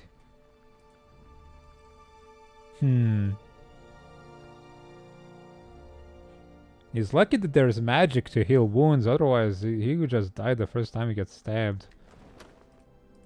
Eldian. I just came in to steal his stuff and then forgot that he's like the mayor. The sunburned man dips his head in greeting. An outsider never arrives alone. At least that is what my mother always said. Seems that she knew what she was talking about. He nods thoughtfully at his own words. I'm Eldian. Welcome to Lettian's Crossing. Yeah, it doubles as a coffin. Yeah, just kind of bury him in it. Deep in the ground so you never can smell him. The final smell. Decay. Assuming he doesn't already smell of that. From probably multiple gangrenes that he's already got going on somewhere in there. Well, if it isn't Tunon's Fatebinder, welcome back to the Crossing. Haven't you seen you around here since you put the disfavored in charge of everything? Eldinian looks you over. Must say my memory seems to be failing. Something I never thought I'd say. He winks. The way people talk about how he came through and drove the Blood Earth without on your own, or out of town. You should be 10 feet tall and shoot lightning from your eyes. Well, I do shoot lightning, so it's not too different, I suppose. I seem to remember you being a little more human. Can't always tell the content of a pie from its crust, though, can you? Thankfully, its favorite haven't been too bad. At least didn't choose the chorus to be our overlords. But enough of my prattling. You didn't come here for a history lesson or get my opinion of your grandeur. He waves his hand dismissively at his previous comments. I see that you collected the Arcana song. He bows slightly to Siren. You're taking her with you, yes? Nobody's collected me, old man. Siren scowls down her nose at Eldian. I'm only too happy to see the last of your feated backward trading post. Of course, mistress, Archon. Eldian scratches the back of his head. We always treasure your presence here at the Crossing. He coughs and turns his attention to you. What can this old fool do for you? Can I ask you some questions? If you have questions about our settlement, I'm the one to ask. I have the dubious distinction of being the oldest living resident of Lettian's Crossing, so it's been here for a lot of his history. Eldian smiles. Eyes, hips, hair, and hearing might be failing, but my mind still remembers everything that happened here. What would you like to know? I'll do my best not to go on too long about it. I know I have a problem keeping my conversation short. Guess. What about the Bronze Brotherhood? They were here since the crossing was founded. Letty himself hired them to protect the settlement when it was just getting started. A fledgling town that shadowed the old walls. They did such a good job. She kept them on as our peacekeepers, and that's how things went. At least until we said to oust them and put someone else in their place. Can't say we wouldn't have done the same, truth be told. Taking pay from two employers is always going to end badly if you can't make both of them happy. On top of that, it seems that lately that Retamon is traveling a path no one can see, and I don't want to see what's at the end of it. Yeah, I found him. I met him. He ran away, the punk. What can you tell me about the Spiral Athians crossing? There's no getting used to it. You'd think that after years of living under its shadow that our nerves would calm, but that never happened to me. You can only be so relaxed when your neighbors are the bane. The moment you let your guard down around one of those old walls, my friend, you're done. Now, Lettian wasn't completely mad to settle here. She ventured inside and found sealed passageways that made it impossible to wander too far beyond the entrance. She figured that meant that the bane couldn't easily reach us. Whoever created this monstrosity wanted us to stay out, and that's exactly what they've done. So how do you get in? It hasn't been a perfect arrangement. There have been incidents. He grimaces at the recollection. But for the most part, the bane don't venture out so long as you don't venture in. We just have to stay vigilant every day. Okay, well, I'm gonna have to venture in, sorry. Can I enter? Must you enter? Surely there's another... He stops himself, adopting a less confrontational tone. Nobody will stop you, Fatebinder, if that's what you mean. If you have business inside, I can only assume that it must be an important matter. The old walls are unpredictable, plain and simple. The bane may leave you be today, but I'm not the sort to gamble when it comes to those abominations. Okay, I'd like to ask you about the history. Oh my god. If you have questions about the goings-on of the crossing, I'm the one to ask. I've been here for more of its history than anyone else. He smiles. What'd you like to know? What is Kiros's interest? Iron, plain and simple. Now we have the forge-bound here, tolling away with the ore they pulled from the river. We're being squeezed for our resources. If you're after a drink, better to squeeze fruit than a stone. And it would seem many people find this to be very juicy indeed. There was a merchant who tried to peddle iron rocks as magical because they came from areas near the old walls. One of the people who sold you happened to be a disfavored courier. The courier then showed the rock to a forge-bound master who immediately recognized its potential for making superior weapons. It was brought to Kiros's attention, and soon afterwards soldiers and forge-bound came to Lettian's crossing. They came with such force our options were to either comply with what they wanted or die. Well, that guy really screwed up with that rock, huh? Why does the Brotherhood want you then? Land? Breeding stock? They've been here longer than I have, so maybe they consider it home too, but Kiros's purse masters are no longer paying them to fight. And if a mercenary is killing for free, something suspect. In the end, I suppose it doesn't matter. Retamon will never let go. He feels he owns this town, and he aims to have it be his. How did you build the old wall's bridges? Lettian was the mastermind of that. She could tie a knot with one hand, one string. I remember watching her draw systems of ropes and knots in the sand, telling me what they would do when built. I thought she was crazy. Says she got the idea for the bridges from seeing galleys pulled out of the water into dock. Apparently the hardest part was getting the initial climbing team to brave the old walls in the first ties. But apparently you can pay a man enough rings for him to overcome his fear of old warp's predators. Why do you live here? Necessity. The rope bridges let us cross the old walls. With them it didn't matter what trade rights we had. We'd be at a crossroads of the northern tiers, an unbeatable location. The siege of Ardent and the Bastard City ended up helping us. All those folks heading to points east crossed through our little settlement, and many of them decided to stake a claim with us. By then, Lettian discovered there was iron in our rivers. She thought it would make us rich, but it also made us a target. The old walls don't make passage through the area easy, and our bridges cut days to weeks off of a trip. Lettian's crossing is the best bet to get your shipment where it needs to go. Mix some other load of iron ore into it, and we suddenly have a target patent on us. Who was Lettian? The biggest pain in the ass I knew? He turned bright red, blushing at his words, and lets out a huge guffaw. Guffaw. I suspect I shouldn't talk about my mother like that. She was a mediocre merchant, but a great leader. The war in the northern kingdoms cost her a very lucrative trade route up north, but she managed to earn trade stewardships from Kiros, and for a short time she had a monopoly on grain, salt, and tin here in the tiers. What did my grandmother say? Give a blind man time and pile of rocks, and eventually he'll hit a target? He shrugs. Not to say she didn't deserve it, but I think luck played a bigger part in her success than actual talent. But Kiros gives and Kiros takes. The next year, Letian was stripped of her trade rights. Suddenly she had large staff with no goods to trade and no means to pay anyone. But she was a stubborn one and knew if she just kept at it, eventually things would turn out around for her. She figured the trade goods could come to us. The location was good enough. It's crazy how that would happen. So she decided to concentrate on making an existing local settlement to the center of commerce for the tiers, and by the claws of the beast, she did just that. I thought she was crazy choosing the town nestled up to the old walls, but apparently she knew what she was doing. It wasn't long after that it was renamed Letian's Crossing, with the bridge over the old walls. This was the only place to go if you wanted to take weeks off your trip. Eventually she hired the Bronze Brotherhood to act as our local guards. We were big enough and had enough commerce to warrant the protection. She was your mother? Of course. How did you think I became the Reeve of the Crossing? It's certainly not my storytelling or charm. I may be the oldest living resident here, but that's certainly not a good enough reason to make someone a leader. Though come to think of it, neither is just being the offspring of the former leader. But like it or not, that's how things are. My mother was a wonderful woman, and she might not have been the nicest person. She might have been over fond of a dalliance here or there, but who isn't? His face sobers. May her rest be ever free of disturbance. Okay, bye. Got other questions. Goodbye. Can't do that. Can't do that. Archibald once in again, god dang it. Go, Archie.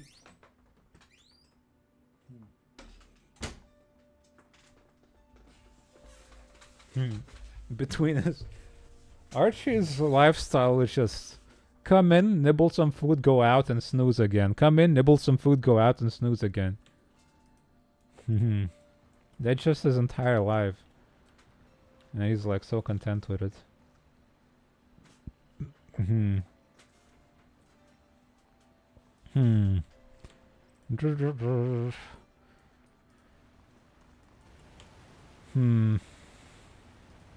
What a guy. He's loving it. Lately, he's not been sleeping on my bed that much during the day. He's preferred to sleep on a different place. He's found the perfect spot, I guess. But he still does come over to sleep when I go to bed. I guess he doesn't like sleeping alone.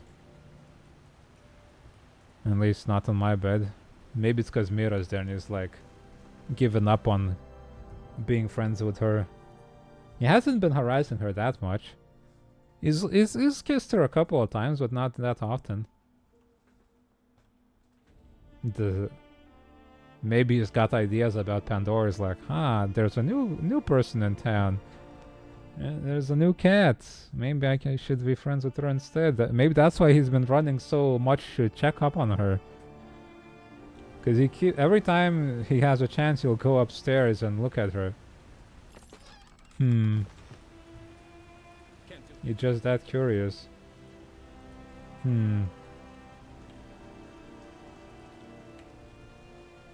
The baby.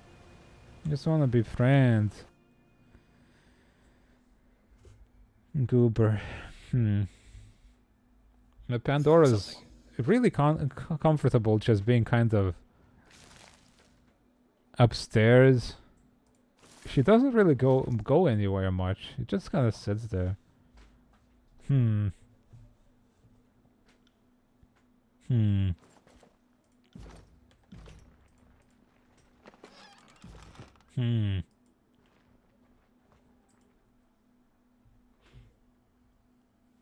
Maybe since she doesn't live outside, she doesn't know what you do now.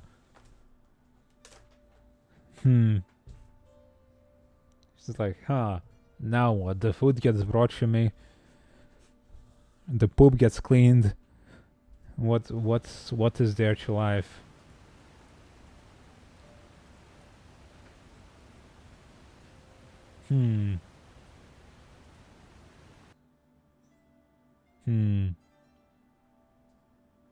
Oh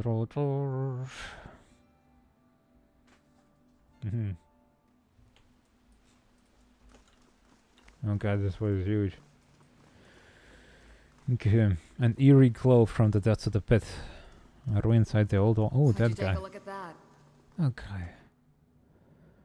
Note from Iron Guard Ventara. As per our verbal agreement, you are allowed entry into the old walls at Legends Crossing with the explicit instructions find the path to the Bronze Brotherhood campsite on the other end.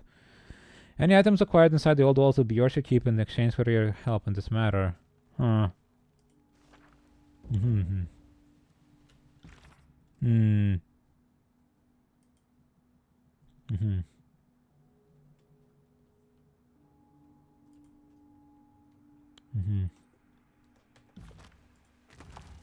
Okay, dang.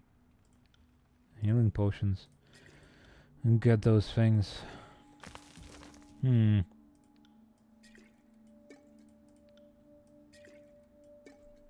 Plurk, plurk, plurk, plurk.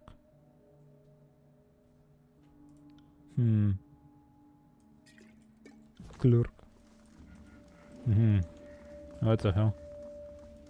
The door creates a near-perfect seal with the surrounding walls. Long surface sees several chips and shallow gouges from failed attempts towards it open. There's nothing to interact with on its panels, and you surmise it was never meant to be opened from the side. Probably.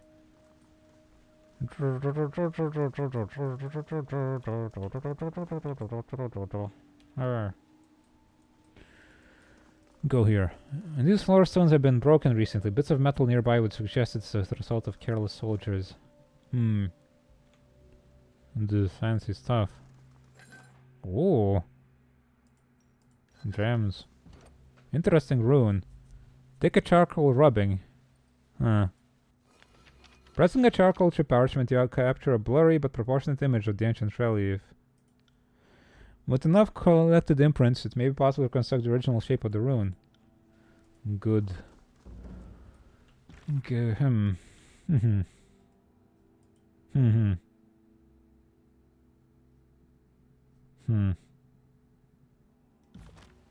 Got it all. I'm out of practice, but I'll try. You must try.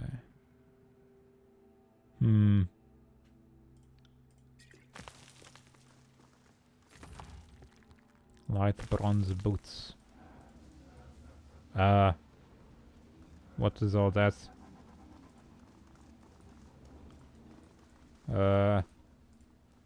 Scary sound. Maybe we should rest. How do we rest? Actually. Let's camp here because we gotta restore our abilities and also have Barrett get full health. More gemstones. Light leather gauntlets.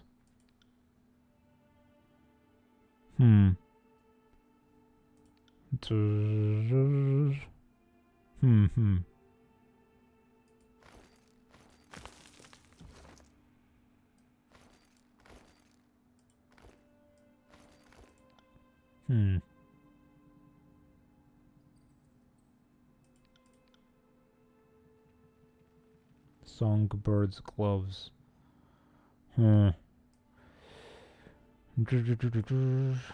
Hammer.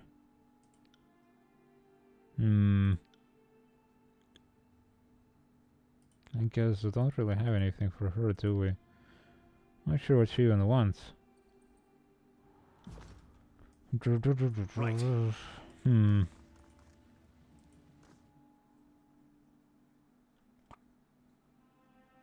My mother always told me to stay away from spires. Not that I ever listened. Oh god, there's... The chamber immediately reminds you of the Ascension Hall. An intricate rune running along the floor can only mean one thing. You stand at the feet of a great spire. Each step you take echoes across a great distance. As you gaze upward, the sage-colored walls quickly give way to unending blackness. The rune at the center of the floor is inactive, and the silence of the hall offers no clues to its use or function. You feel a slight tug in your chest, a faint echo of the energy that enveloped you at Venturin's well. If we knew what glyph we needed, I'll bet we could unlock this puzzle. Yeah, probably.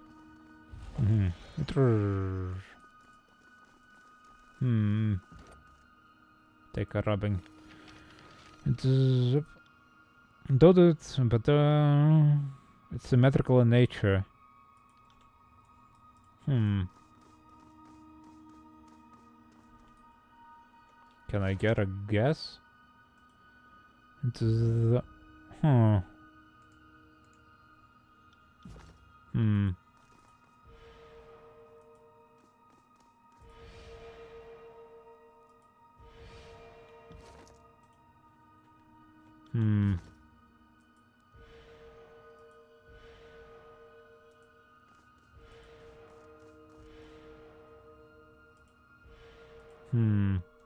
Hold on. Diamond shape? There is no diamond shapes. Can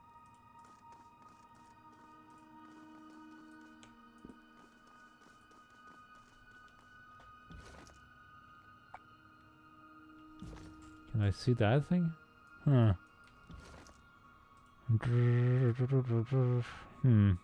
I keep this open? There you go. Perfect.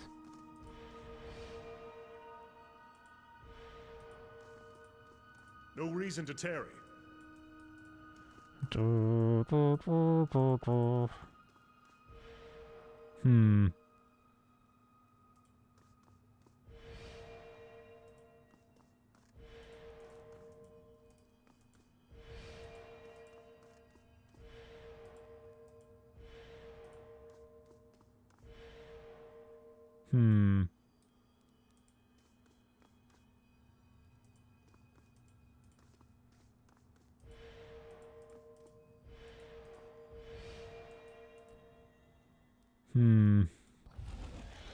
Not just that.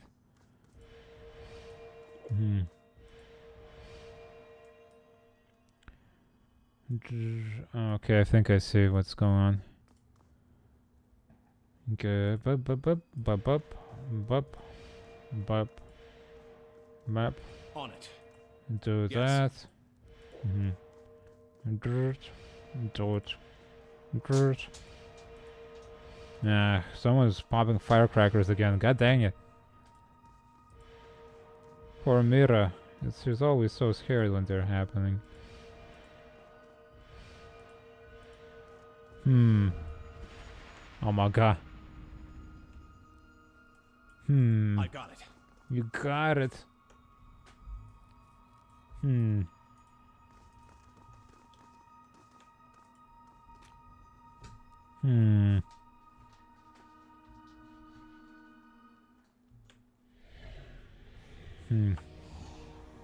Oh, this one doesn't have that freaky statue.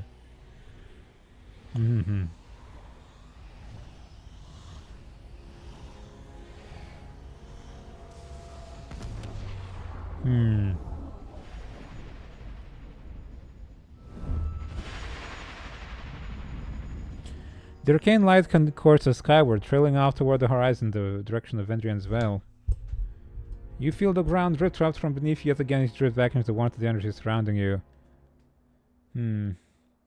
Yeah, like, what the hell is going on with these people?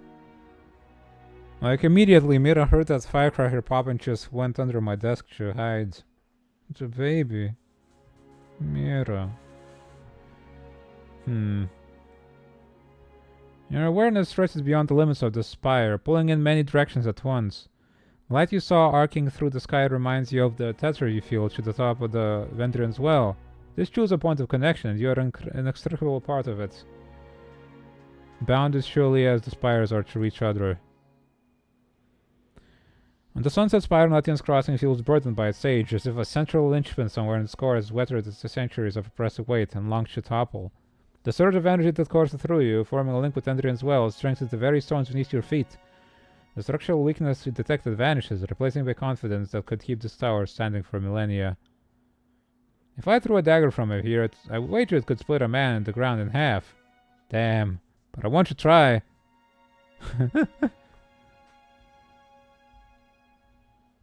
From here, even the old walls seem paltry. This sovereign view was not intended for the likes of us. Barrack shakes his head slowly. Who knew that all this was up here while I was sat below, wasting my time trying to get a group of followers from the refuges refugees in Lettian's Crossing. The untapped power in the spire is astounding. I must find out how to get some. The spire feels like a relay between you and Ventrian's Well, bringing some transference of energy on an enormous scale. You're the first link in a chain that stretches the length of the realm. As you struggle to understand the sensation, you grow aware of whispers all around you. Listen to them. The whispers themselves seem to travel down the tether between you and your spires, conducting the heat that feels at times unbearable. They speak of your actions, your chores, everything that led you to this place. Your name is known, your banner recognized, your deeds reported across the tiers and the Northern Empire alike. For an instant, you can see the accumulated hope and fear these whispers represent. It appears like dewdrops settling on a leaf, then trickling into a shared basin. This image is fed to you through your connection, a base metaphor that only hints at the true scope. There is power in these spires, though its source is unfamiliar. Were you to harness it, you expect that nothing would stand beyond your reach. Unlocking this spire seems to have opened some deeper connection. I don't know what you've done, but standing near you warms my rusted plates. Makes me feel lighter somehow. I feel it too. The air is thick up here, isn't it? Exactly the opposite of what you'd expect. The magic up here is almost a physical presence. You look taller somehow, like you could command a dozen gangs without any challenges just to knife you in the back. Huh. Drrr. Acquire the Sunset Spire. Forge, Training Grounds, Library. The Forge upgrades to improve weapons and armor and forge powerful new items. Once built, resting in any spire grants a bonus to all armor, parry, and dodge. Okay. Trainers, library, magical knowledge.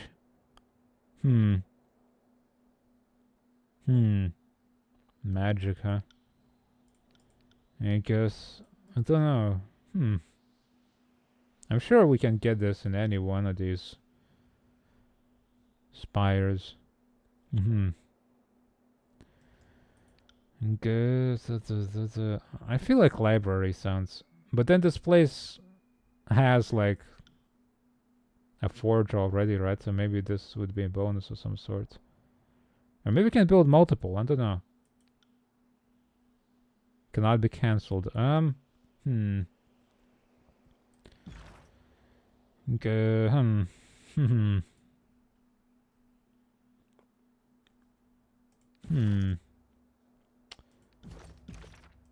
I don't know.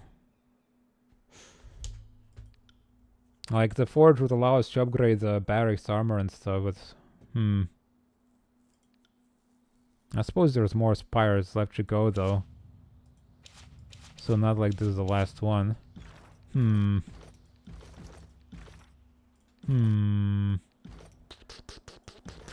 know what? Let's get the forge for now.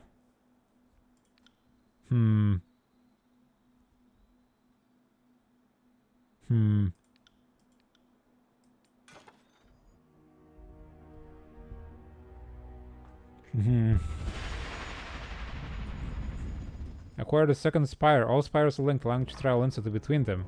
In upgrade spires, you discover build new structures on top of them. Each upgrade will provide you different benefits. Upgrade type for a new spire. If you no longer have the money to maintain upgrades will be spent, you will no longer receive its benefits. Ah, dang.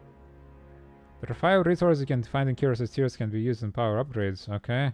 Scrolls, ingots, alchemy, and hide. Okay.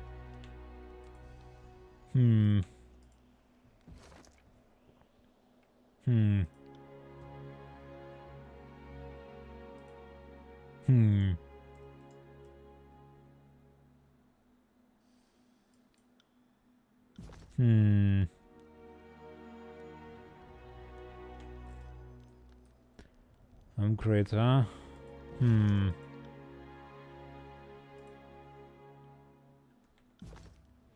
Let's see what happens if we upgrade this thing. That increases his quality. I think we want to peel him out of this armor. Yeah, let's stick with our decisions, I suppose. Let's not go back and forth. We'll get another spire we can build a library on.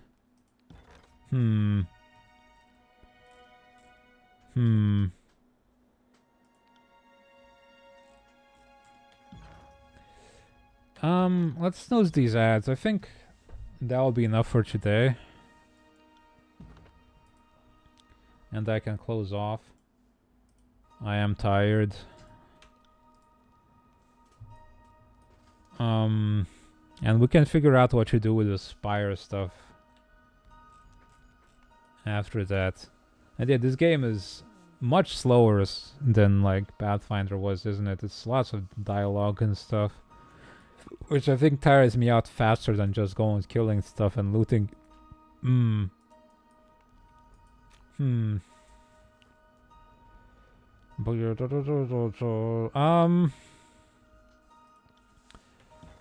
Let us exit to desktop and whatcha. There we go. That's Tyranny. We have been less of a tyrant this time around. We even made some just decisions. Oh yeah, let's go up over the schedule real fast. It's not changed very much, but anyway. Tomorrow we'll be doing Kingdom Come. Maybe Henry will finally catch his stride, because after he fell off that cliff, he's been struggling a lot. We're starving, we have no money, we get beaten up. We need to figure out how to use unarmed combat in this game, because it's more involved than the first game and we don't know how to do it yet. But yeah, there's gonna be lots of struggles tomorrow. On Wednesday, Biped with Minnie. It's a puzzle game, again, co-op. Sort of kind of physicky kind of puzzle game as well. It's very cute looking, so yeah, look forward to that. On Thursday, we'll be doing Nairi Tower of Shirin to replace Paranormacite. It is a really cute kind of point-and-clicky visual novel. With puzzles and stuff. We played a little bit on the Backlog Hell. Friday is Grime, only Grime. We'll give it a proper go. And hopefully we won't feel sick and nauseous this time around, so we can actually, like, play properly. Yeah. And Saturday, Shadow Gambit. We just finished Act 2 of that game, so it's a whole new world, baby. And Sunday, we will finish goddamn Good Omens, finally. It took us, like, how much? I put Good Omens on my schedule at, like, mid-October. Then for several weeks I didn't even start it because of Archie being sick. And then I got sick, and then it's like, we'll finish it. It's a fun book and I want to finish that damn thing. But yeah, we have Tyrannied. We Tyrannied today. It was alright. But I don't have the juice in my brain to keep going for long with it right now. If I was feeling better, I could go for like 8 hours probably, but I don't suppose I have the juice. I don't suppose I have the juice at all.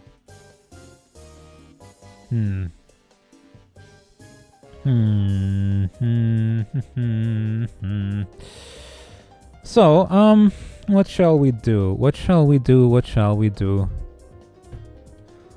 Let me look over my thingies and decide the course of action.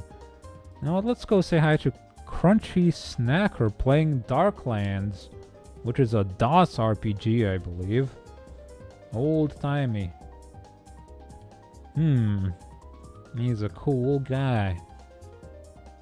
Cool dude. Yeehaw. Tell me it's pretty rad and such. Get your motivational lines and yes. We'll see ya tomorrow. In Kingdom Come Deliverance. See ya.